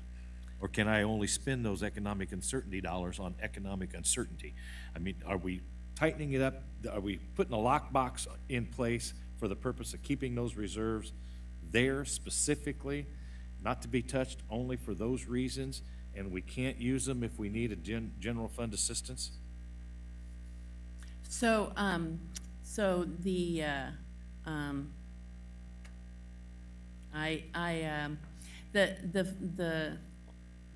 these reserves are not separate funds. They're all part of the general fund. Okay, so at fiscal year end, we would basically have, for example, at the end of the year, if we had $32 million in the fund balance, let's say we had 32 million in the fund balance, and we decided a certain portion of that is going to be dedicated to emergency and the rest to operating. The emergency would be assigned to that category called emergency, which is basically just a journal entry that shows it so that it's separately recorded, but it's still in the general fund. So it's like a category of fund balance. Yeah. We just hope that we weren't tying our hands with building these reserves and not hitting the criteria to utilize those reserves and needing additional money, and I didn't want to have to go out and see us have to go out and bond or borrow. And so these are completely within your discretion. So that's the thing I got here. So the economic uncertainty and emergency fund, it's set aside, I'm recommending 1 month, and it's completely at the discretion of the commission. And your goal, this is your policy document. You can, set it however you want to going forward. But the recommendation would be that this reserve would provide resources to make up for temporary decreased revenues resulting from economic uncertainty or loss of major revenue sources. It's a very kind of, general description. I'm not saying, you know, if the economy, if we have unemployment at a certain percent, then you can use it. It's entirely based on your own discretion. And then secondly, it's to provide for emergency expenditures due to floods or other emergencies. So there's no legal restriction on it. So yeah, that's, so happy to have any questions you have or further questions, because next we're going to talk about the special revenue funds, which are a lot easier. Well, I have a comment. I wouldn't, this is a little bit too cautious for my taste. You know, we recognized this pattern of conservatively predicting revenue and always exceeding that prediction, and then coming in on the low side of expenditures, which is good, and then we always just put that toward increasing our reserves. The problem with that is, at the end of the day, we're telling our citizens that we cannot give them tax relief because we really need their money in our bank account in case something happens. And that's the exact discussion we had last time we went through the budget, and I proposed an additional mill levy reduction instead of continuing to add money to our reserves. And I think when we've had presentations from our auditors, they've been more, I have heard them say that they're more concerned about our debt than our reserve levels. So I don't like the idea of increasing our reserve levels to make interest on that money so we can pay off debt. I would rather not have the debt in the first place. So that's why my priority is more toward reducing our debt and reducing taxes than increasing our reserves. So Commissioner Walters, I think that we should do all three, absolutely. And the commission, or the credit rating agencies also have a concern about our debt load, absolutely. But the problem is, since I've been on the commission, we haven't reduced debt, we have increased our reserves, and we haven't significantly cut taxes. So I think it might just be appropriate for us to back off such aggressive policy, financial policy, and keep our options open. Thank you. Any other comments or questions, committee? Commissioner Townsend? Thank you. I'm going to need more time to evaluate it at the level that Commissioner Walters just spoke to, which really goes to my current comment. Is there any way in the future, if we have these discussions again, that we can maybe take smaller bites of this, or must this be presented? I mean, this is a lot to consider. Isn't it possible, I'm just asking, to have a discussion just on the reserves or just on, you know, policy A, the cash flow? I'm just asking, because this is a lot to comprehend at one setting. So yes, we can, that's part of our budget retreat, which we're going to have, we're hoping, we're scheduling it, but we think we've got it on the calendar for March 7th. And so there isn't pressure to renew these policies at this very, you know, next month per se. It's just this is an opportunity for us to look at them at this time. They're about 5 years old, but you've got a month to review this information along with this PowerPoint. I'm not asking for any action today, and next month when we take it back up again, we can talk further about this.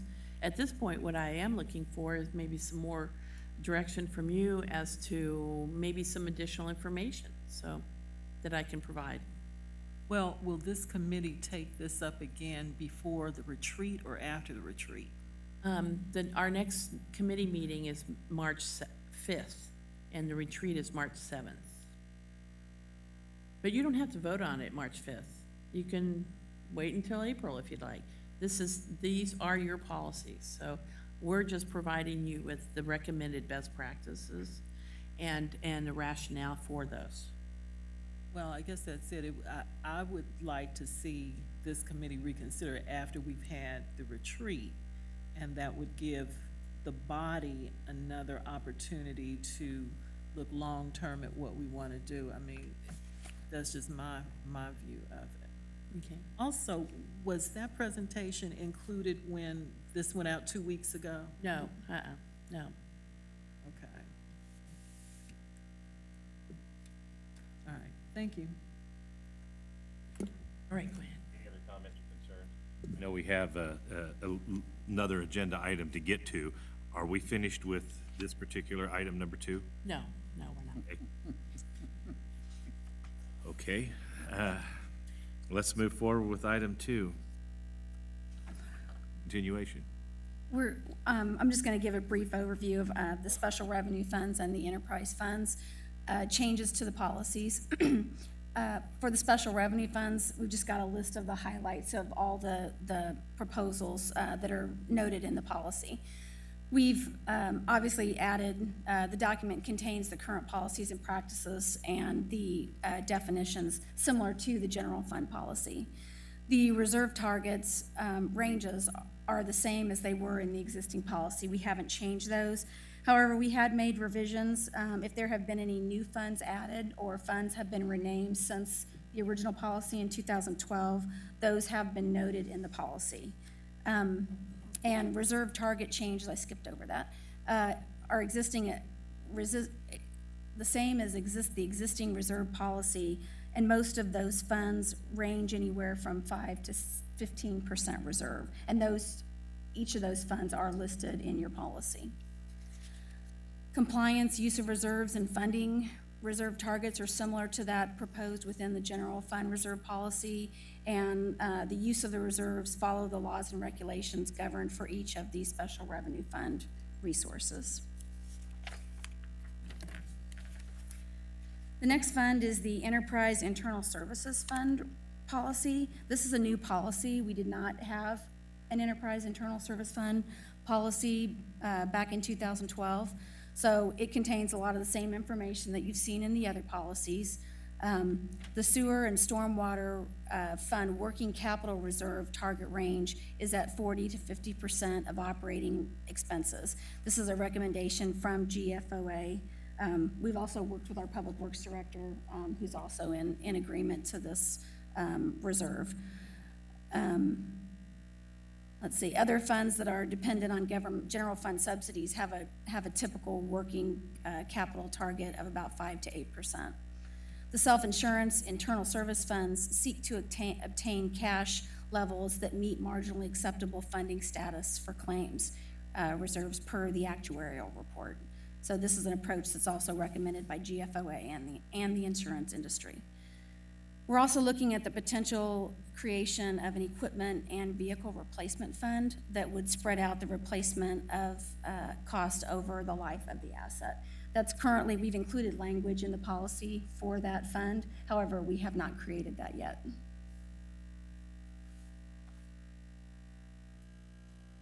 These are just GFOA recommendations for utility reserves. The minimum working capital for utility is recommended to be at 25% of operating. However, we stated that we're looking at 40 to 50%. Additional reserves would be recommended due to changes in cash cycles. You may have revenue that's seasonal, which could change depending on what happens during the year with the weather or other things that come up. The age of the asset or the condition, obviously older assets require more maintenance cost. Utilities incur higher operating costs during harsh weather conditions. Management is also saving for future cash-funded projects as opposed to using debt, but you also would have EPA mandates. Current and anticipated future debt levels could also be used with those additional reserves. So this is just a recap. As we said, the staff recommendation is to target a reserve of 40 to 50% of operating expenses. And this graph just shows our operating expenses over the previous 15 years. And the line shows the target where we're at. Well, yeah. Go ahead. Yeah, actually, this is the working capital as a percentage of our operating expenditures.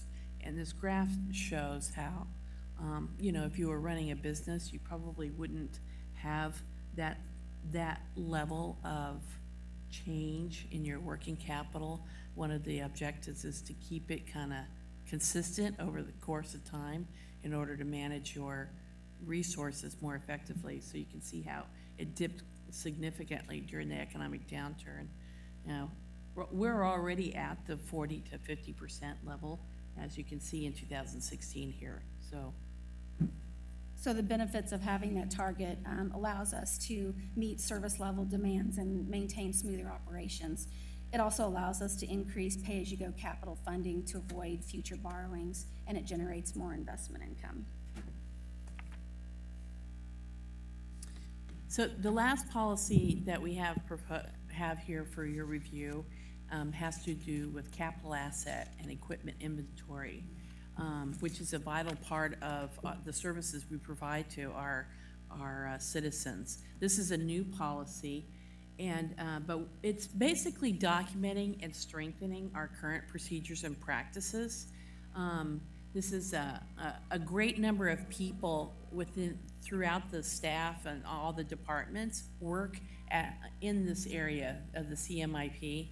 And what we have found is that we need a clear definition of what an asset is, the categories, how to submit your project, how the project's evaluated, what criteria is used. All of those were things that I found or observed as we went through the last couple of budget cycles with the commission. Lots of discussion about that. I have brought Jeff Fisher here to for him to comment as well, but generally I've provided the policy here for you to review, but I'm just going to give you a little recap here. So the purpose of this capital asset policy is to provide guidance to complete a comprehensive process that allocates all the limited resources we have for capital investment and guides how our management decision-making process. And so here we've clearly defined what capital assets are, what equipment is, and other budget terminology. One change that we are recommending in this policy is that currently the Capital Maintenance Improvement Plan, CMIP, says that if your item costs more than $5,000, then you get listed on the CMIP. $5,000 is too low. So you don't focus on what is the strategic and major and more important items. And so we are proposing to increase it to 50. Now the useful life is still at 5 years. All right. And that's because we do acquire various things, especially in the technology area, that have very short useful lives. So roles and process. We are specifically communicating that the UG stakeholders, the process for review of the project proposals, how the goal is to link the projects to master plans or specific needs assessment analysis. Okay, the next is the selection criteria. So we've provided, we'd like to set up an objective set of criteria, but in this policy, we're not really talking about criteria for project selection. We're talking about providing some core principles. And so I'll talk more about that later in the next slide. Financing strategies. Right now, we have several, there's two strategies. You can fund it with cash or you fund it with debt, right? And of course, there's also the lease financing, which we're hoping to kind of shift some of our lease financing of our equipment to pay-as-you-go cash. So, but not entirely, just So that's communicated in our policy. But those are the existing strategies. We're not changing anything here. It just isn't documented anywhere. And then finally, conducting a condition assessment, expressing the unified government's commitment to conducting that comprehensive asset inventory, assessing the condition of our assets, and the replacement and maintenance needs. What are those costs, and over the life cycle of the asset. So a little bit more on the assessment condition. We're going to conduct that assessment over we're going to provide that over a 6-year period. I might have Jeff comment on this section. Yeah. Sure. You might recall in the last year, Public Works creating a new asset management group. It's in the engineering division. We restructured that, staffed it up, and added some resources to help them do their work. And so they've been working with the other divisions, sewer maintenance, streets. You might recall we have a vehicle driving around the city. I think it's back next week, assessing all the pavement conditions. And so now we've got wastewater division trying to figure out how best to assess the condition of things that are underground, like stormwater and wastewater, right? We've got a decent feel for condition assessment with that system, but it's a big system. It's combined, it's separated, assessing each is differently. So they're going through that process to determine how best to do that and be effective with it. But it's really important to this asset management program to understand what our conditions are, how we're going to assess it, what our conditions are, the value of that, and then like that scoring criteria that's been mentioned, objectively identifying highest value projects and considering gas, water, electric. If you kind of simply overlay all of those needs, that deferred maintenance, that work that needs to be done, you overlay all those needs on top of each other, and you have this scoring criteria, and you determine what projects are going to happen when, and you're going to know how much they cost, and you're going to know 5 years in advance that they need to take place. Well, all those parties can then plan for that and be really coordinated and effective with that. You have the personnel for that? Yes. Mm-hmm. So as I mentioned, we're not, the policy doesn't really talk about criteria for project selection. It just provides some core principles. So the core principles are that those decisions be made within a long-term forecast, so that we better understand what available resources are there and assess the operational impact of the project. If you're building a recreation center, let's make sure that we have the staff to run it, for example. And how does this project impact other projects? Can we change the scheduling so that we're hitting one, say, neighborhood during the same time period, or other issues, which I'm sure Jeff can talk about in more detail. Allow for funding of preliminary activities. Oftentimes, we want to go ahead and proceed with looking at the design and preliminary engineering before we commit to funding the entire project, so it provides more analysis. Full life cycle costing of the entire asset from the beginning of the planning stage, acquisition to disposal, and then also predictable project timing and scope again. So those are the core principles. And now these are the funding strategies for pay-as-you-go and long-term debt financing. I'm not going to really go over these because these are no different than what we consider and use currently, but at least the policy documents that decision-making process and criteria. And that's it. That's all I got.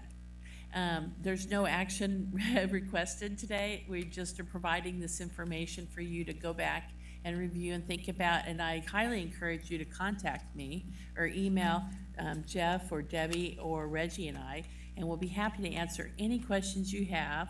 And so that's all I got. Committee, any questions? This was for informational purposes only. Any questions from The public like to address this item? Seeing none. Kathy, I want to thank you for your presentation. It is truly in-depth. I might encourage the committee members that this is a big apple to eat in one bite, and we may want to, moving forward, take a chunk of this policy once a month or every quarter and look at it and update it and get more familiarized with it so that we have ownership and fingerprints on this instead of just trying to eat the whole apple in one bite.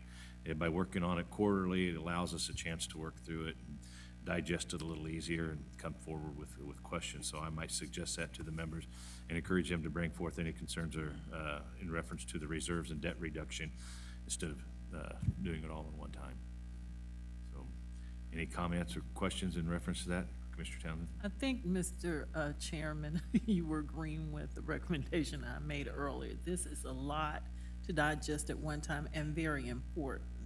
And so, you know, if it's possible in the future to dissect some of these things so we really grasp the importance of what it is you're telling us with regard to the particular subject matter. For example, the CMIP portion at the end might have been severable, easily severable for another time, or put it with that. Just an example. I like CMIP. The other thing is, I again would like to see this committee take this up again after we've had the retreat so that the body as a whole, the full board, gets a chance in our strategic planning to consider what's out here and then come back. They may have input that they want to share too before this committee takes it up again. Just my recommendation. I would like to point out that, you know, it's always difficult to find time to write policies. But I wanted to remind you that any policy, this is all, for the most part, except for the emergency reserve portion, pretty much documenting current practice. And secondly, any policies that we do adopt or move forward with can always be reviewed every year and revised and tweaked. So just something to consider. Well, and I appreciate that statement. However, we're responsible for those policies, and we want to ensure, I like to make sure that the policies that we're supporting are policies that we understand and know the ramifications and what it's going to cost us as far as financial as risk assessment too. I don't want to implement a policy that ties our hands because we're trying to rush something through to meet a policy revision.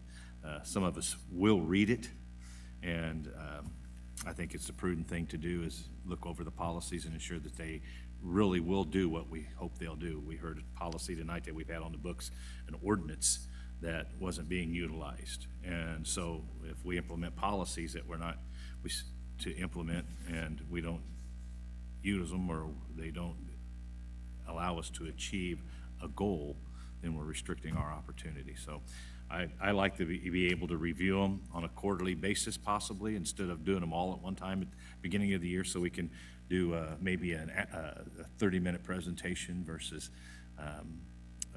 the entire apple in one bite. But you're very thorough, Kathy. Thank you. Commissioner Biden. Just a couple of quick comments. I really appreciate I'm impressed with the level of work and analysis that you've done, and it's my guess that come retreat time and then budget time, what we're going to end up with is probably a couple of hybrids of what you propose, given the goals of the various commissioners. I think we all want continued mill levy reduction. I think you're going to be hard pressed to sway us away from continuing to pursue mill levy reduction again, as opposed to reserve building. But I did want to say, go ahead. Those two things are not mutually exclusive. They don't have to be mutually exclusive, so I think you know that already anyway. But I did want to say, I think with regard to Mr. Fisher's CMIP and Public Works comments, I think we saw at Public Works and Safety, I think we saw some presentations about the ways that you are handling the asset management. So that's probably information that came through a different committee, but I think other commissioners have seen a lot more of that presentation is my point. So, but I thank all of you. I look forward to the budget retreat, but not more pages of policy. Thank you. Again, this was for information purposes only. Any other comments? Seeing none, we have the update on the Urban Development Gap Fund policy. Mr. Stevens, you've been very patient. Thank you for your consideration. And now we'll listen to Mr. Stevens.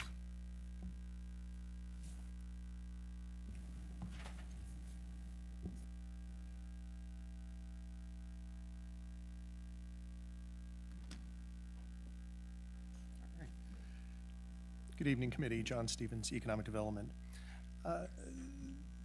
The issue back before you tonight, from the direction of this committee previously, was to come back with some follow-up related to a bevy of questions that were brought up at the last session. And we've gone back and reviewed that and distilled that.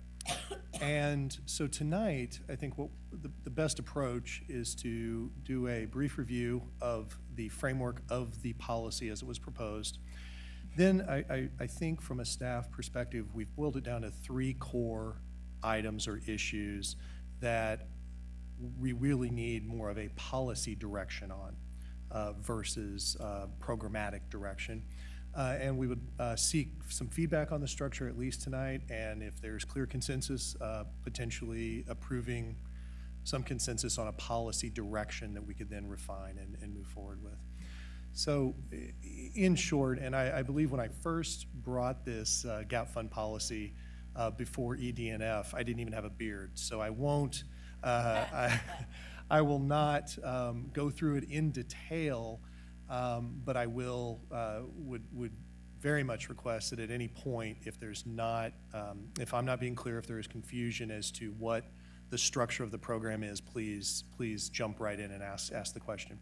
So the gap fund policy was established by the commission, or the gap fund program was established by this commission to assist with financing and facilitation of renovations and revitalization and attraction of new business to KCK, specifically in the urban core.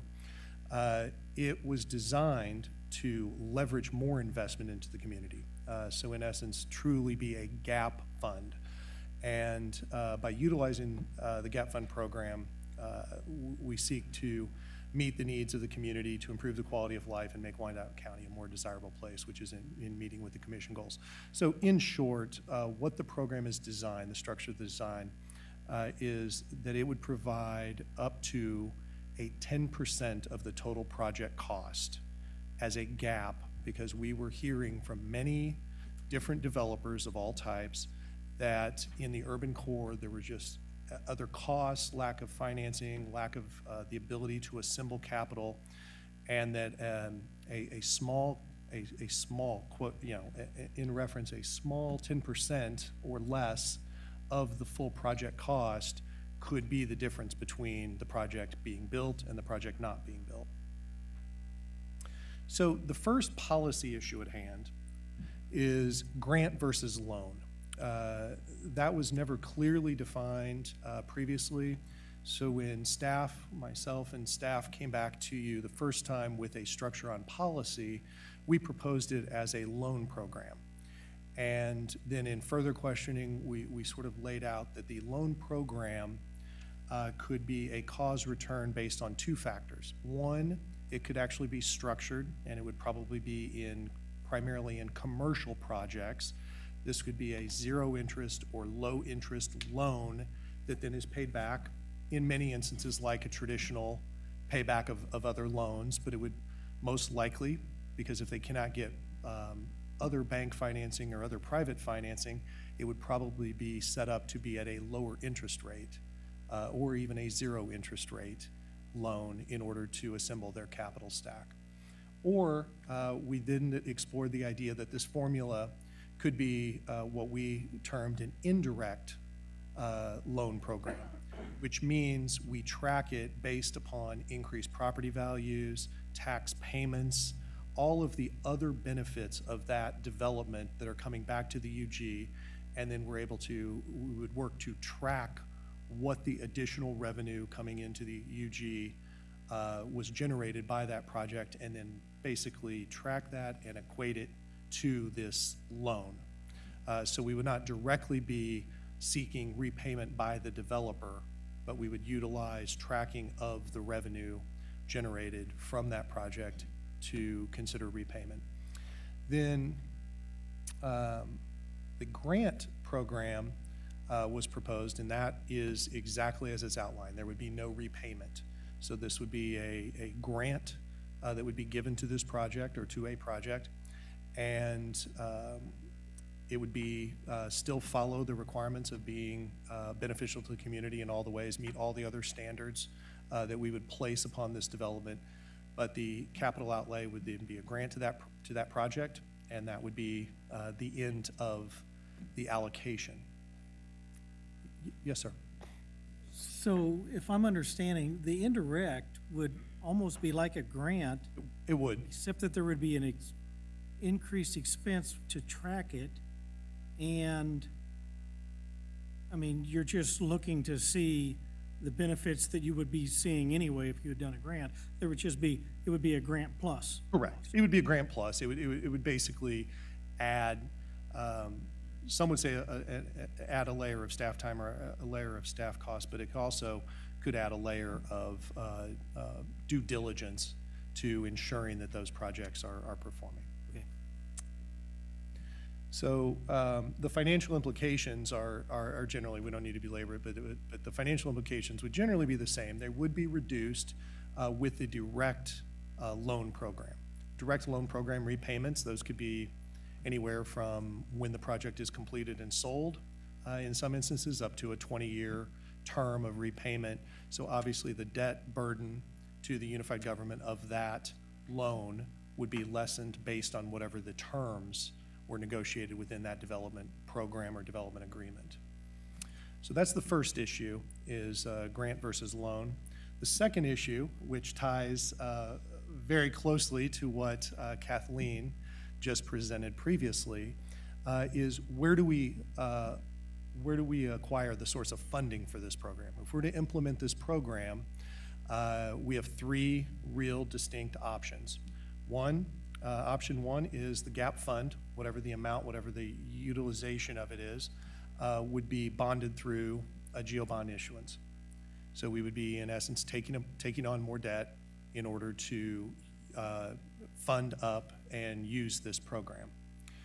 It obviously, the benefits are it allows for immediate implementation. We can move forward immediately with projects that meet need in moving forward. It allows for flexibility from the commission as far as cap amount. And when I say cap amount, I mean total outlay among all of the projects in toto. And then third, however, it must be debt serviced. And in many instances, that would be the corpus as well as interest on that. So for instance, on a $1 million total outlay, we're looking at about a $1.4 million repayment, or $70,000 a year in servicing of $1 million gap fund program. Option two would be to allocate the gap fund program within the budgeting process. Obviously the limitation there is it'd have to wait for the next cycle of budget allocations to occur. It would have limited flexibility on the allocation because of all the other needs in the budgeting process.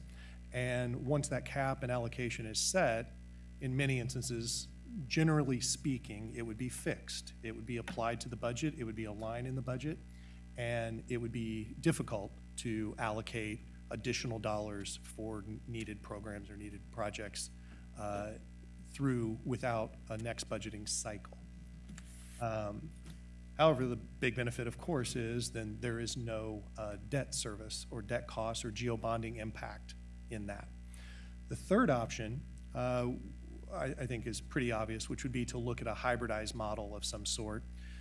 We didn't explore that in great detail, But obviously, a scenario there would be a lower level of allocation cap that could be bonded, geo-bonded, in order to launch the program, and then moving forward in the next budget cycle or the next budget cycle, there could be an actual budget allocation made to fund a larger portion of the program and/or fund all of the program going forward.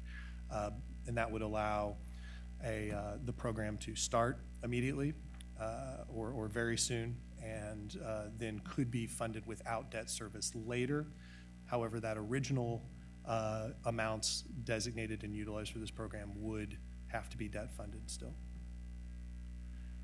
The third one, and this is the final one, is the program cap amount. The original recommendation to this program was to cap the total outlay at $3 million and to cap and to allow for each individual gap fund allocation. So for each individual project to be between $100,000 and $1 million. So that would be a $1 million project to a $10 million plus project. So a project could be $50 million, but the cap would be $1 million as long as it met 10% or less of their total cost. And then we had proposed, because of the concern about the debt servicing and the debt load and the financial impact on the UG budget, we had set the proposed cap amount at $3 million total outlay for this program without further commission action. So that, obviously, very clearly, the two issues related to the cap amount, there's really two cap amount questions before this committee. One is the $100,000 to $1 million per project cap appropriate? And I will tell you, we had that discussion, I believe, in the previous ED&F committee, and we do believe that if a project is less than $1 million total construction cost, we believe we do have other tools available in many instances to assist that. And at the $1 million amount, we did not feel was too excessive, because $10 million cost, you start to get into that realm where more than that 10 million, 20, 30, 40, 50 million dollar projects, we also have other tools. And usually those are much larger development entities that are able to assemble different capital stacks to make those projects a reality in our community. That is the three issues at hand. Yes, sir. Questions, Mr. Brown? Actually, on the GAP fund, on option, when you were talking about your options for source of funding, if it was allocated by the commission in the budget process, and there was interest applied to treat it like loans, would the interest return go back into the general fund? Yes. It would not return back into this program. It'd have to be reallotted. I mean, we could determine that, but no, it would generally return back to the general fund if there was an interest applied to something that was allocated as a budgeted allocation and not financed. Okay.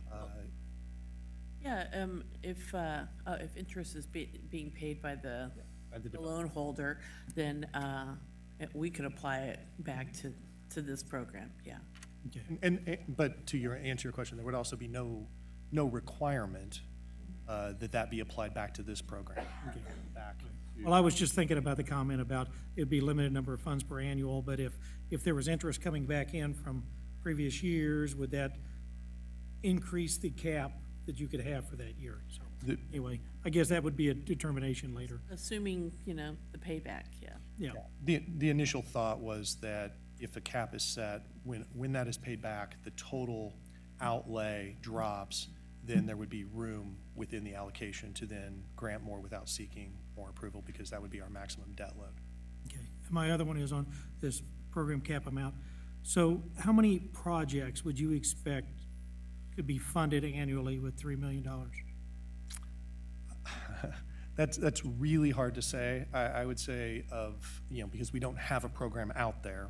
But looking back historically over the last several months, I would say within the two eligible categories, which are residential and commercial, I would say that we would have at least 5 and maybe 8 to 10 that I think at some varying level they believe, and their projects obviously are not moving forward right now. So I do believe that they would seek a program like this should it move forward with the policy direction, and I think they would probably, from what I see, at least 3 to 4 of them would certainly fit all of the criteria, which is in the following pages.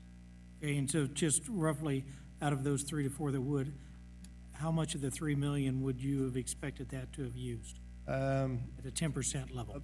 Of those projects, I would say we're looking right now, and this is very rough, yeah, that's fine. Say 650 to 750,000 within maybe a few other larger projects that may, at some point, if they get further along in their planning, there are some that may seek 500 to maybe even up to the $1 million cap based on their very large project proposals, but those are not far enough along to really assess that at this point, sir. So would you feel that a $3 million cap annually is a sufficient amount for a program like this? Make a big enough difference? Well, I think it would certainly move it would move projects forward. I do think that there would be projects that could demonstrate need, that could show where they have a gap in needed areas, meet the criteria, and they could be allocated. I think it would be too soon to really say how large of a community-wide impact those projects would make, but we would certainly work diligently to hold them to making sure that they do benefit the community at whole. But I could not provide you with an assurance that they're going to be incredibly impactful across a large part of the urban core. I simply do not know. I do think that the projects that I'm thinking of at hand would have an impact in their closer areas, certainly within their neighborhoods. So you said earlier that this is an urban. So what would be the defining line? Sure. Sorry if you let me flip through. Okay. We modeled the program based on our neighborhood revitalization areas because those were already established areas within the Neighborhood Revitalization Act program, which have certain parameters of qualification, which show a definite economic need within the areas. So we would propose within this policy of mimicking the NRA allocation areas for this program because we think that the assessment of need is probably comparable within those areas. So you can see those, the qualifying areas would be the Area 1, Area 2E, and Area 2E Turner. So, okay, this is going out on a limb probably, but Area 2, so the Amazon project, would it have qualified? No. We've clearly outlined that staff believes that industrial projects, so distribution, industrial, manufacturing, warehouse, none of those, because of the type of way that they work and the way that those deals come, we do not believe that it would be necessary to offer this program to anything other than residential or commercial. I'm on board with that.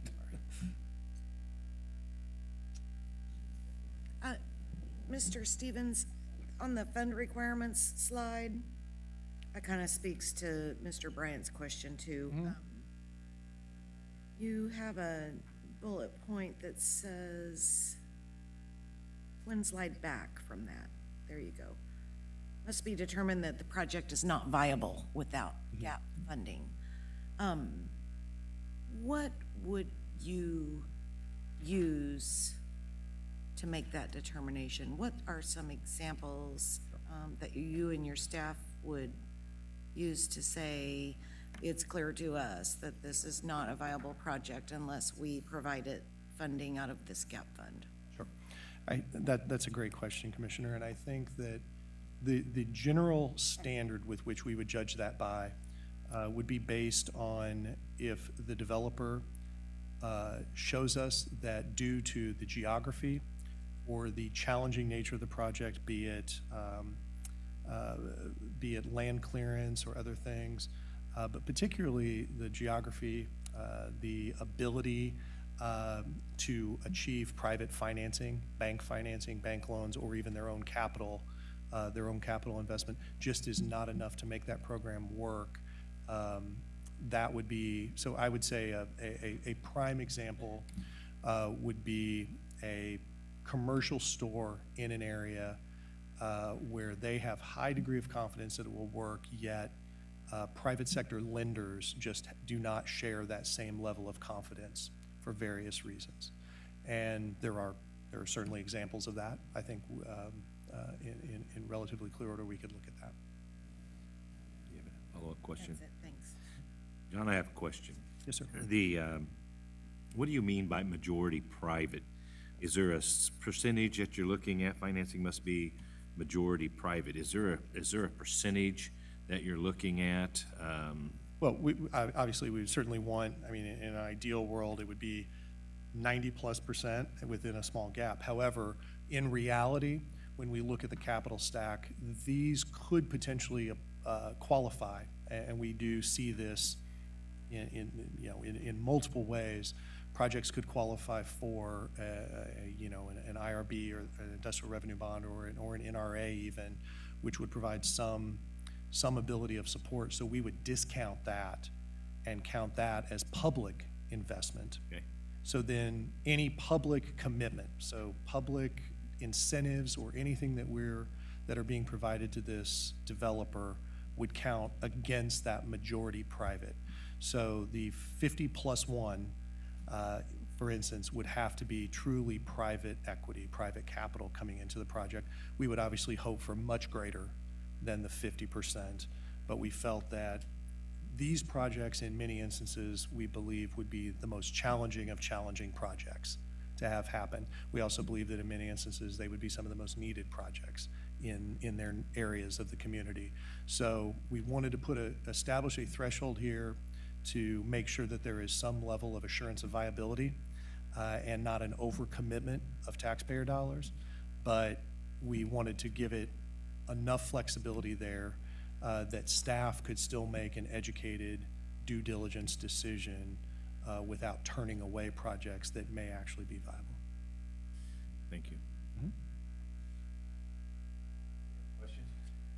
Concerns?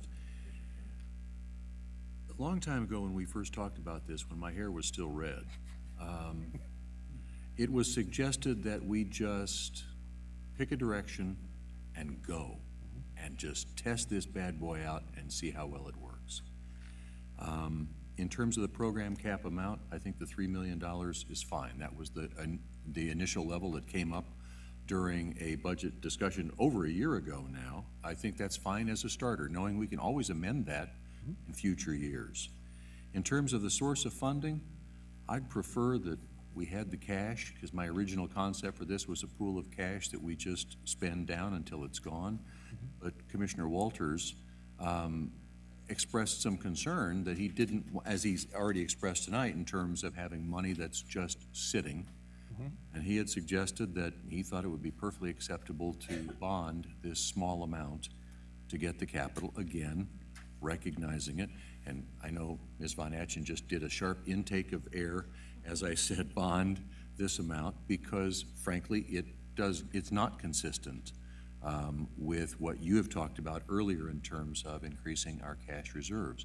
So I think my question to you would be, in terms of the source of that funding, knowing that I don't play in this economic development sandbox every day, what would be your considered recommendations for the sources of this funding?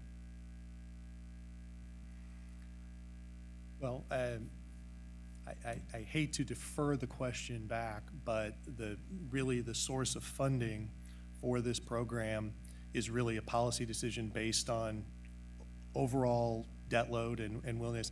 To your point, Commissioner, of pick a direction and go, I certainly agree with that, and I do believe that programs like this many times show benefit and show clearer direction as they start moving and you see real projects coming into the pipeline. That being said, the direction of moving to establish a policy of how these are done and how we move these through the process, I think was necessary. And as we went through that establishment of all of these standards for utilizing this program, it became very apparent then that we sort of did have a couple key policy issues that I would say generally economic development staff cannot really address, because the developing a gap fund program for economic development use, I can give you clear utilization tracking metrics on how we would do that, how it would respond, but where that money and source of funding comes from is a bit of a challenge. I guess my real question here would be, if we choose to make it a part of the budget, which is your option 2, it's allocated by commission and budget process, I guess my question would be, what's the chances it's going to be allocated in the budget process? Is this a moot point? Are we just sitting here talking about something that is ultimately not going to get funded in the budget? Because when County Administrator Bach brought this to us in our last budget cycle, he proposed bonding it at that time.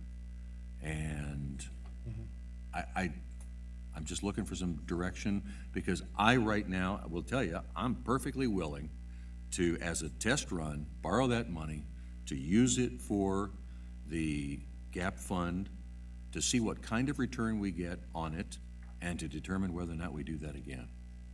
But it'll all depend on my fellow commissioners here.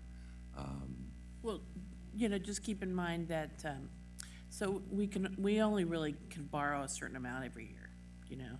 So if you want to dedicate $3 million for this project for debt, it just means that other projects will fall either. There we go. And so it is kind of a moot point that we've been talking about this from the very beginning, as So it's option 1 is really prioritization. telling me option 1 is off the table.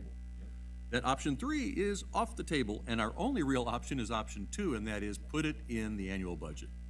No, it's not off the table. It's a matter of prioritizing what's important. That's all. Yeah. Yeah. And then I guess the grant versus loan aspect of it, originally we started talking about this as a grant, as an infusion of money with no return. Then it swiveled around to, well, we're gonna have, it's gonna be a zero interest loan, but there will be a return. And then last time we met, we swiveled back, because we can change directions really well, and we swiveled back to, well, it's going to be grant for residential and zero interest loan for commercial, and then we swiveled one more time, and the argument was made, it should just be a grant for any project in the desired area that can't make it, that we believe is going to meet all of our other criteria and is going to provide benefit. It should simply be a grant. And I'm curious what your recommendations are in that option. Well, I'll tell you from my experience and my staff recommendation from economic development, I think it should be a variation of a loan program and versus a grant program. And that is because of the pressures year over year over year being placed on all the various needs of the unified government budget, that while a loan program at some level may, even at a 0% loan, may not be able to be utilized in all of the possible scenarios of gap need. I think that the ability to have that, particularly for projects such as multifamily or commercial, where we certainly could work with these developers when they are just not receiving the interest rate on their private capital that they need, and we can lower that significantly and still get a repayment from that project over a course of time. I do see that as something that then it sort of balances this issue of bonding or of granting of all of the costs, but it does give us some repayment. And there's no, I would say, you know, this is a policy direction, so there would be no prohibition on in a year or 2 years or whatever of coming back to this body and saying, we have too many of these worthwhile projects just are still not going because we made this a loan program versus a grant program. And What about the argument that was made last time was, I got no problem getting loans. I have a gap just in my total project. So how does that fall out? Like I said, I still think that that is definitely a question, and it may certainly hinder certain projects. But I will say, there aren't a lot of institutions offering 0% loans. And 3.8%, 4.2% interest rate sometimes can be significant when you're financing something on a 20-year note. So way back when this was first brought up, I was the one who said, you know, I really think we need a policy around this to guide us on this. Yeah, no. And I don't really feel like we are any closer to policy or consensus. You think we are? All right. Well, I'd love to hear it.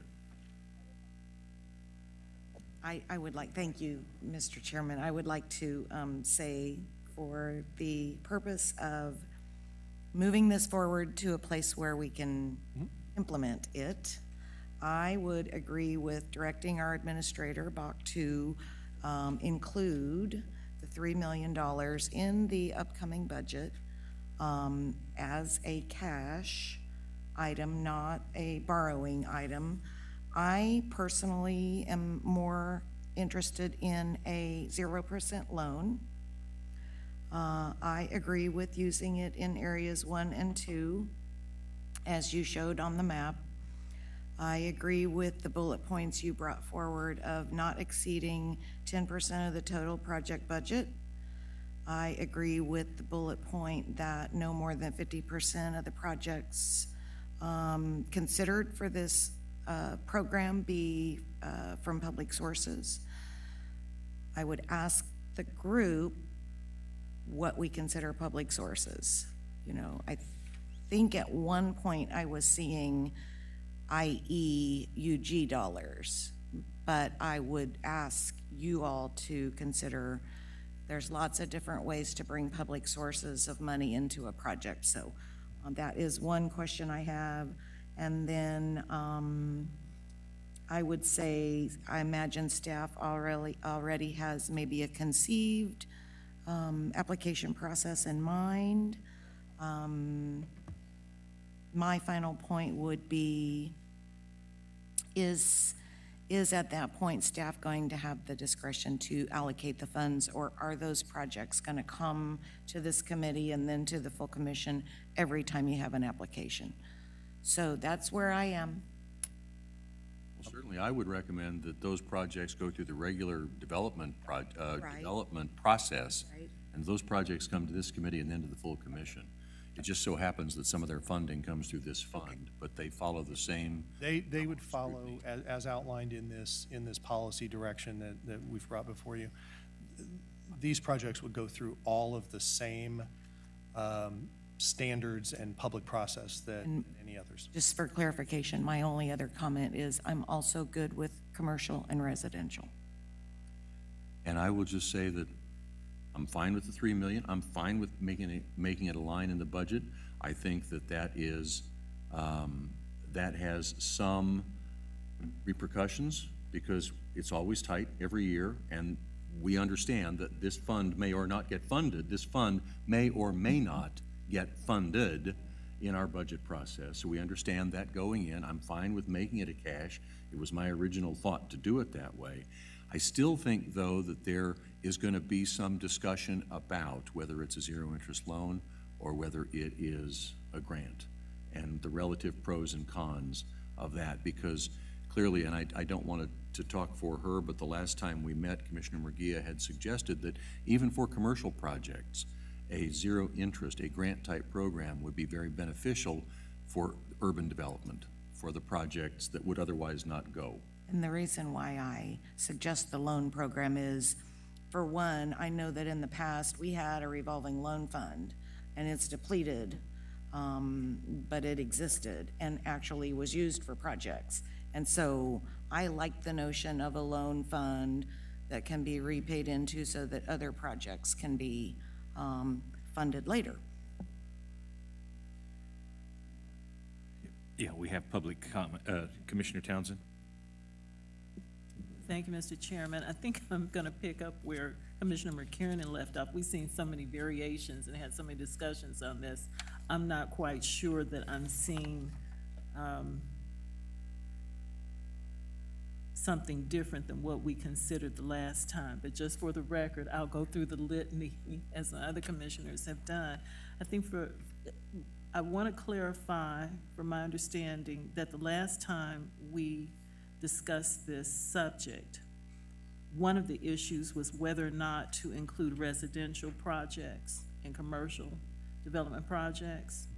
Okay, so now we're saying or proposing to include those as eligible projects. And that was discussed, but from my notes from the previous EDNF hearing, a review that there was a discussion of type of residential project, and as Commissioner McKiernan mentioned, there was a discussion of perhaps a grant for certain types of residential construction versus a loan for other types of commercial residential.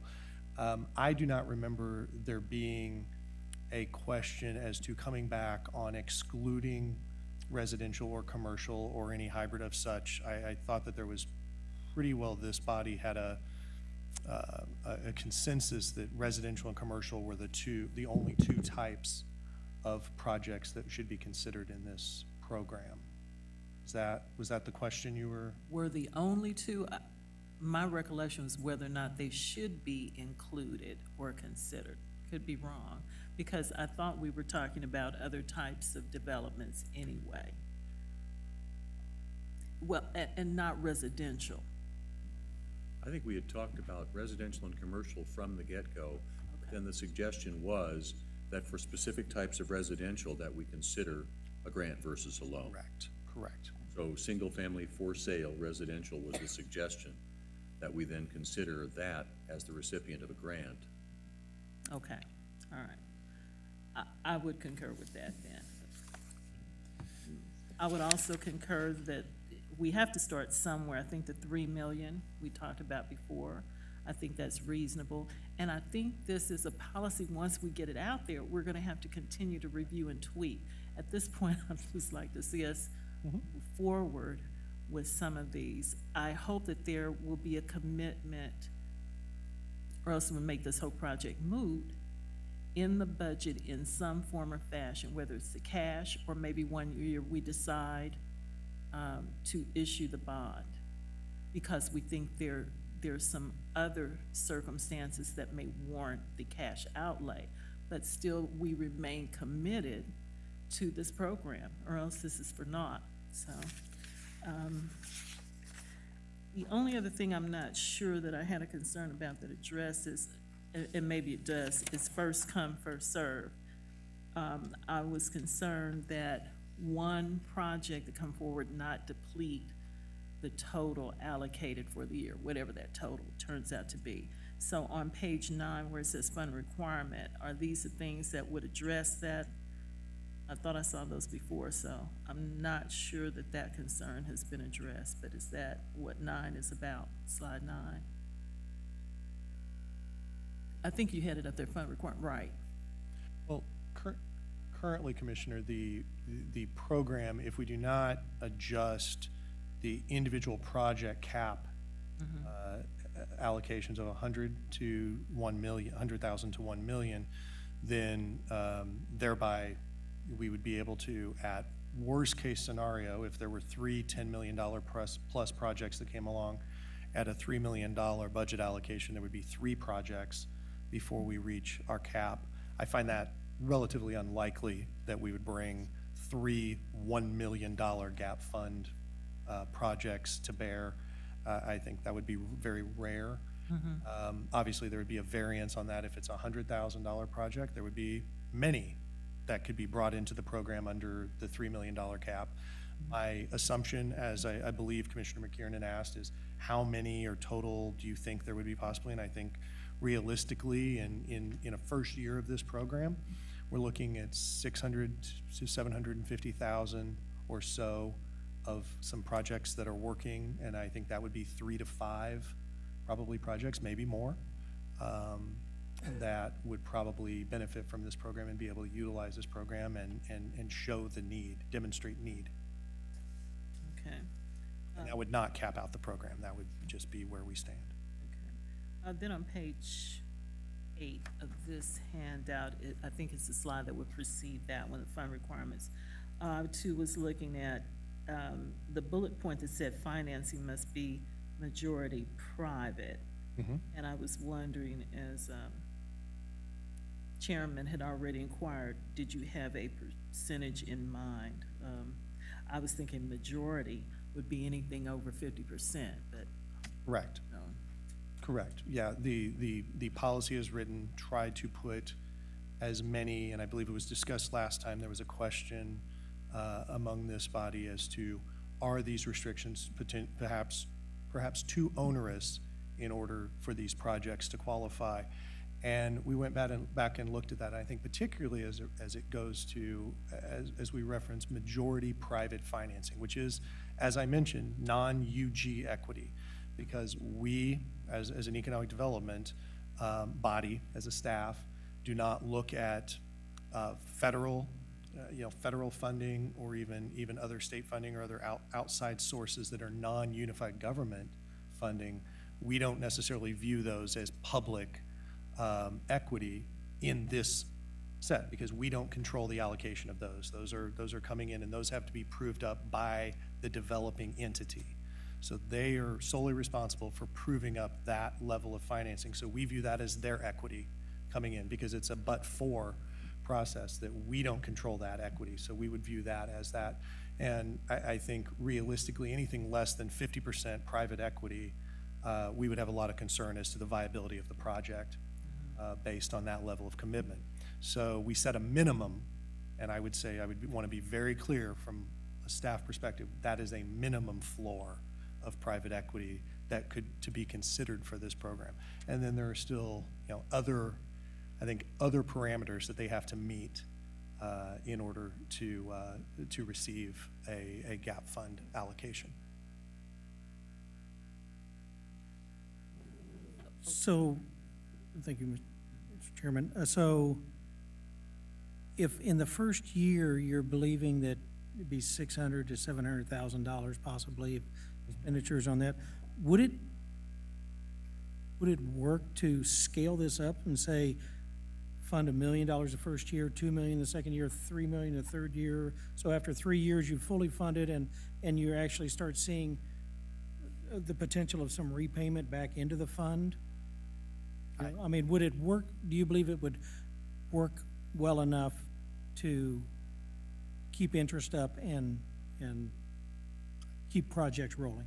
Certainly. I think given some of the projects that have been quietly discussed, as far as not necessarily in relation to a gap policy, but in relation to how do these projects enter the community, I think if it's $1 million allocation as a cap, I think that certainly gives staff and gives these projects, especially once this program is approved and moves forward in a more, we now have a policy, and as Commissioner Bynum mentioned, we now have an application, a formalized application process and direction from commission.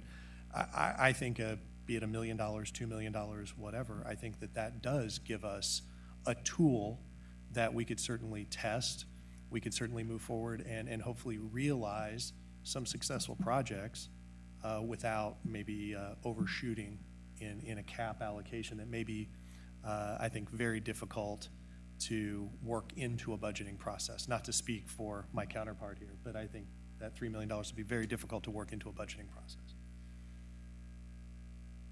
We have a member of the public. You have 3 minutes. State your name and address, please. Thank you. My name is Brennan Crawford. My address is now 1108 North 19th Street. I'm the CEO of Community Housing in Wyandotte County. We've invested about $40 million in single family for sale, new construction here in the county over the last 15 years. What I'm about to say may now be unnecessary, but we have about $3.4 million of residential single-family for sale investment waiting in Meadowlark Valley, a subdivision that we bought out of bankruptcy in 2014 on the decision of this body. And I don't say that to be imprudent, but I do say it to bring everyone up to speed that we've been talking about this since last July. The carve out for residential for sale, the relevant question is not residential versus commercial. The relevant question is for sale versus for rent, because commercial and residential rental projects both have the opportunity to earn income over a long period of time. For sale projects have to earn income over 9 months, which is the period that it takes me to develop and sell a piece of residential real estate. So by investing a nominal amount in a residential for sale project, you improve appraisal values in a given community, and you create new housing stock for sale to market rate and low to moderate income buyers. We don't have an income restriction in Meadowlark Valley, for example. The state has already figured this out with the moderate income housing program that is offered as either a grant or as soft debt to residential for sale projects. And I would strongly recommend, as many of you have already gotten like long earfuls about this, but I would strongly recommend that you adopt that residential for sale carve out. Sir, you have 1 minute. Sorry? You have 1 minute remaining. Oh, right, thanks. Okay, point is, there's an application on the table for $250,000 for 17 units. That constitutes about $3.4 million worth of investment in Meadowlark Valley. That can be broken into $90,000 tranches, and I am waiting to underwrite. I don't mean to put undue pressure, but in the interim, I've gone out and raised $500,000 of private philanthropic money to support this development, and I would humbly encourage you to move this forward to commission as soon as possible. Thank you. Thanks. Anybody else, member of the public, want to speak to the body? Let the record show no one else approached. Thank you for your comments. Chairman. Yes. Commissioner. Mr. Stevens, with the intent of putting this in a resolution or ordinance or whatever it is we need to do to actually approve this and get it going, do you have sufficient direction from us, or are there still unanswered questions? Because I think, certainly it would be great if at our next committee meeting, we had something that we could take a vote on and say yes or no, we're moving this forward to full commission. Do you have sufficient direction from us? Do you need further direction from us? Not that we necessarily give it to you tonight. Thank you, Commissioner, and I would say that as long as there was a very near motion from Commissioner Bynum related to framing up the opinion of the conversation. So I would say unless there is distinct disagreement from this body related to that, I think that I would be comfortable coming back with that. The one unanswered question still is remaining particularly to the public testimony from Mr. Crawford and CHWC, and that was you notice with the exception of residential that was noted in the last presentation of the single family for sale would still not be addressed on 2 factors. One, if it's a 0% loan, that project, I believe from my discussions and my work in making that great project go, would not, they do not believe that is capable of flowing with a 0% loan versus a grant. And 2, with projects that are looking within the next weeks to months to possibly a year, based on the cash budgeting only process, even if it is $1 million, which we would, I think, work into that as a phase up. I would definitely be believing in the direction of this body. The policy direction that I would bring back before you next would include that scenario in conjunction with working with our CFO and with staff to look at what a reasonable phase-up would be. That would still not address Mr. Crawford's testimony tonight as to a shovel-ready project that we're unable to fund a gap for because we would be waiting for the next budget cycle for that piece. So that, sorry to give you a very lengthy answer, but the answer, sir, would be 90% of it, yes, but I do think we still have a hole here from a policy direction from this committee that I would seek some clarification on. I have always been in favor of grant for single-family residential for sale with the idea that that builds the population base that then attracts the amenities. Okay. And so that's always been my... I agree with that. Okay. I was going to ask, Mr. Chairman, if we could carve that out. I'm in support of that. I thought I heard Commissioner Townsend support that. I just want to say, I don't know how to handle the fact that we would be putting forward a policy and our commissioners would vote on it, but no money would be available till January 1. I don't know how to address that.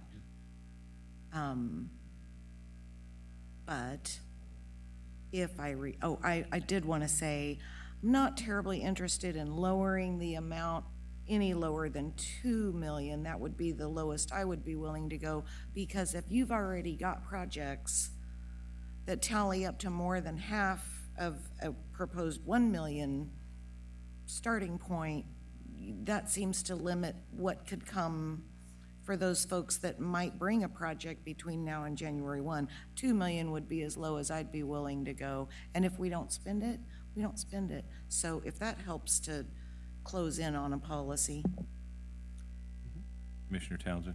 Well, with that point, I'm not sure I understand. Are we talking about decreasing the proposed total from 3 million? It had been suggested. Yeah. We just start smaller, and I'm just saying I'm willing to start smaller. I would like to see it remain at 3, because this would be the first time. I think we just heard testimony about something that would easily eat up some of the lower amounts already. We can always adjust it downward, but again, this will be the first time that we've tried to really implement this.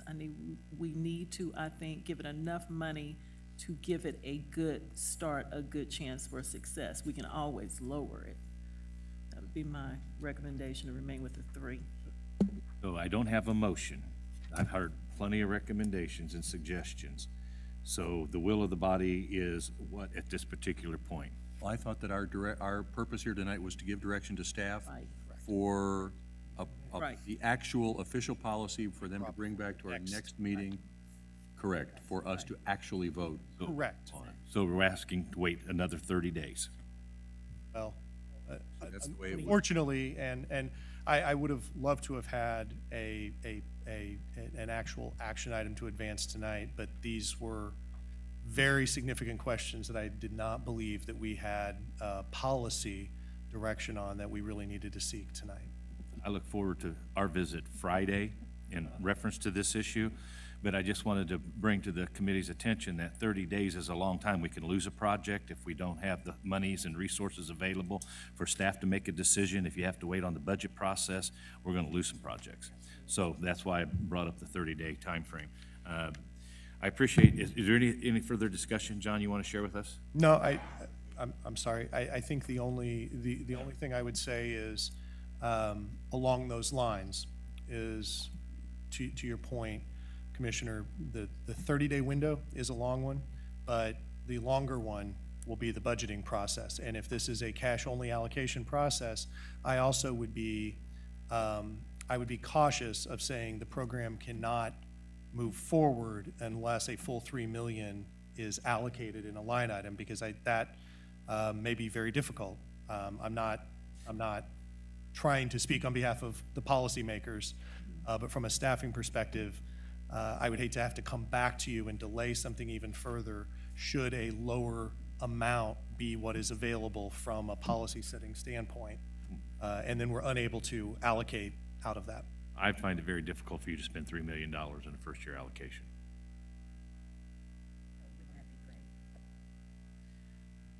Well, if the language said allowed up to, Okay. I mean, but I don't think we should, I think we should give it enough funding and support to be as successful as it can be, until we really see how it's gonna work. I think we're gonna be revisiting this, but we need something to get going. So my understanding is that the next time we see Mr. Stevens, we will have wording for an ordinance that we up or down or tweak, right? Yes, Commissioner. That will be our charge. We'll have that before you. I'm hearing $1 to $3 million, and I'm hearing the 10% investment. There are those that hope that we can use the gap funding and get these projects moving, and there are some that I believe wish we didn't have to have the gap funding. I understand the need. I also understand that opportunities arise if they know that the money's there. So I'm not wanting to take on any additional debt. I think the prudent thing to do is have it be self-sustaining. And that's, I believe, what our public charge should be, is that it should be self-sustaining, and we shouldn't have to borrow the money to do it. If it's that important of a project, then we need to look at that. So if 1 million is the trigger, 2 million, I believe the commission will make that decision next month, once we see your policy. Okay. Any other comments from the committee? Any other comments from the audience? Seeing none. Item number 4 has been pulled. I would entertain a motion to adjourn. So moved. Is there any discussion in reference to? All in favor, say aye. Aye.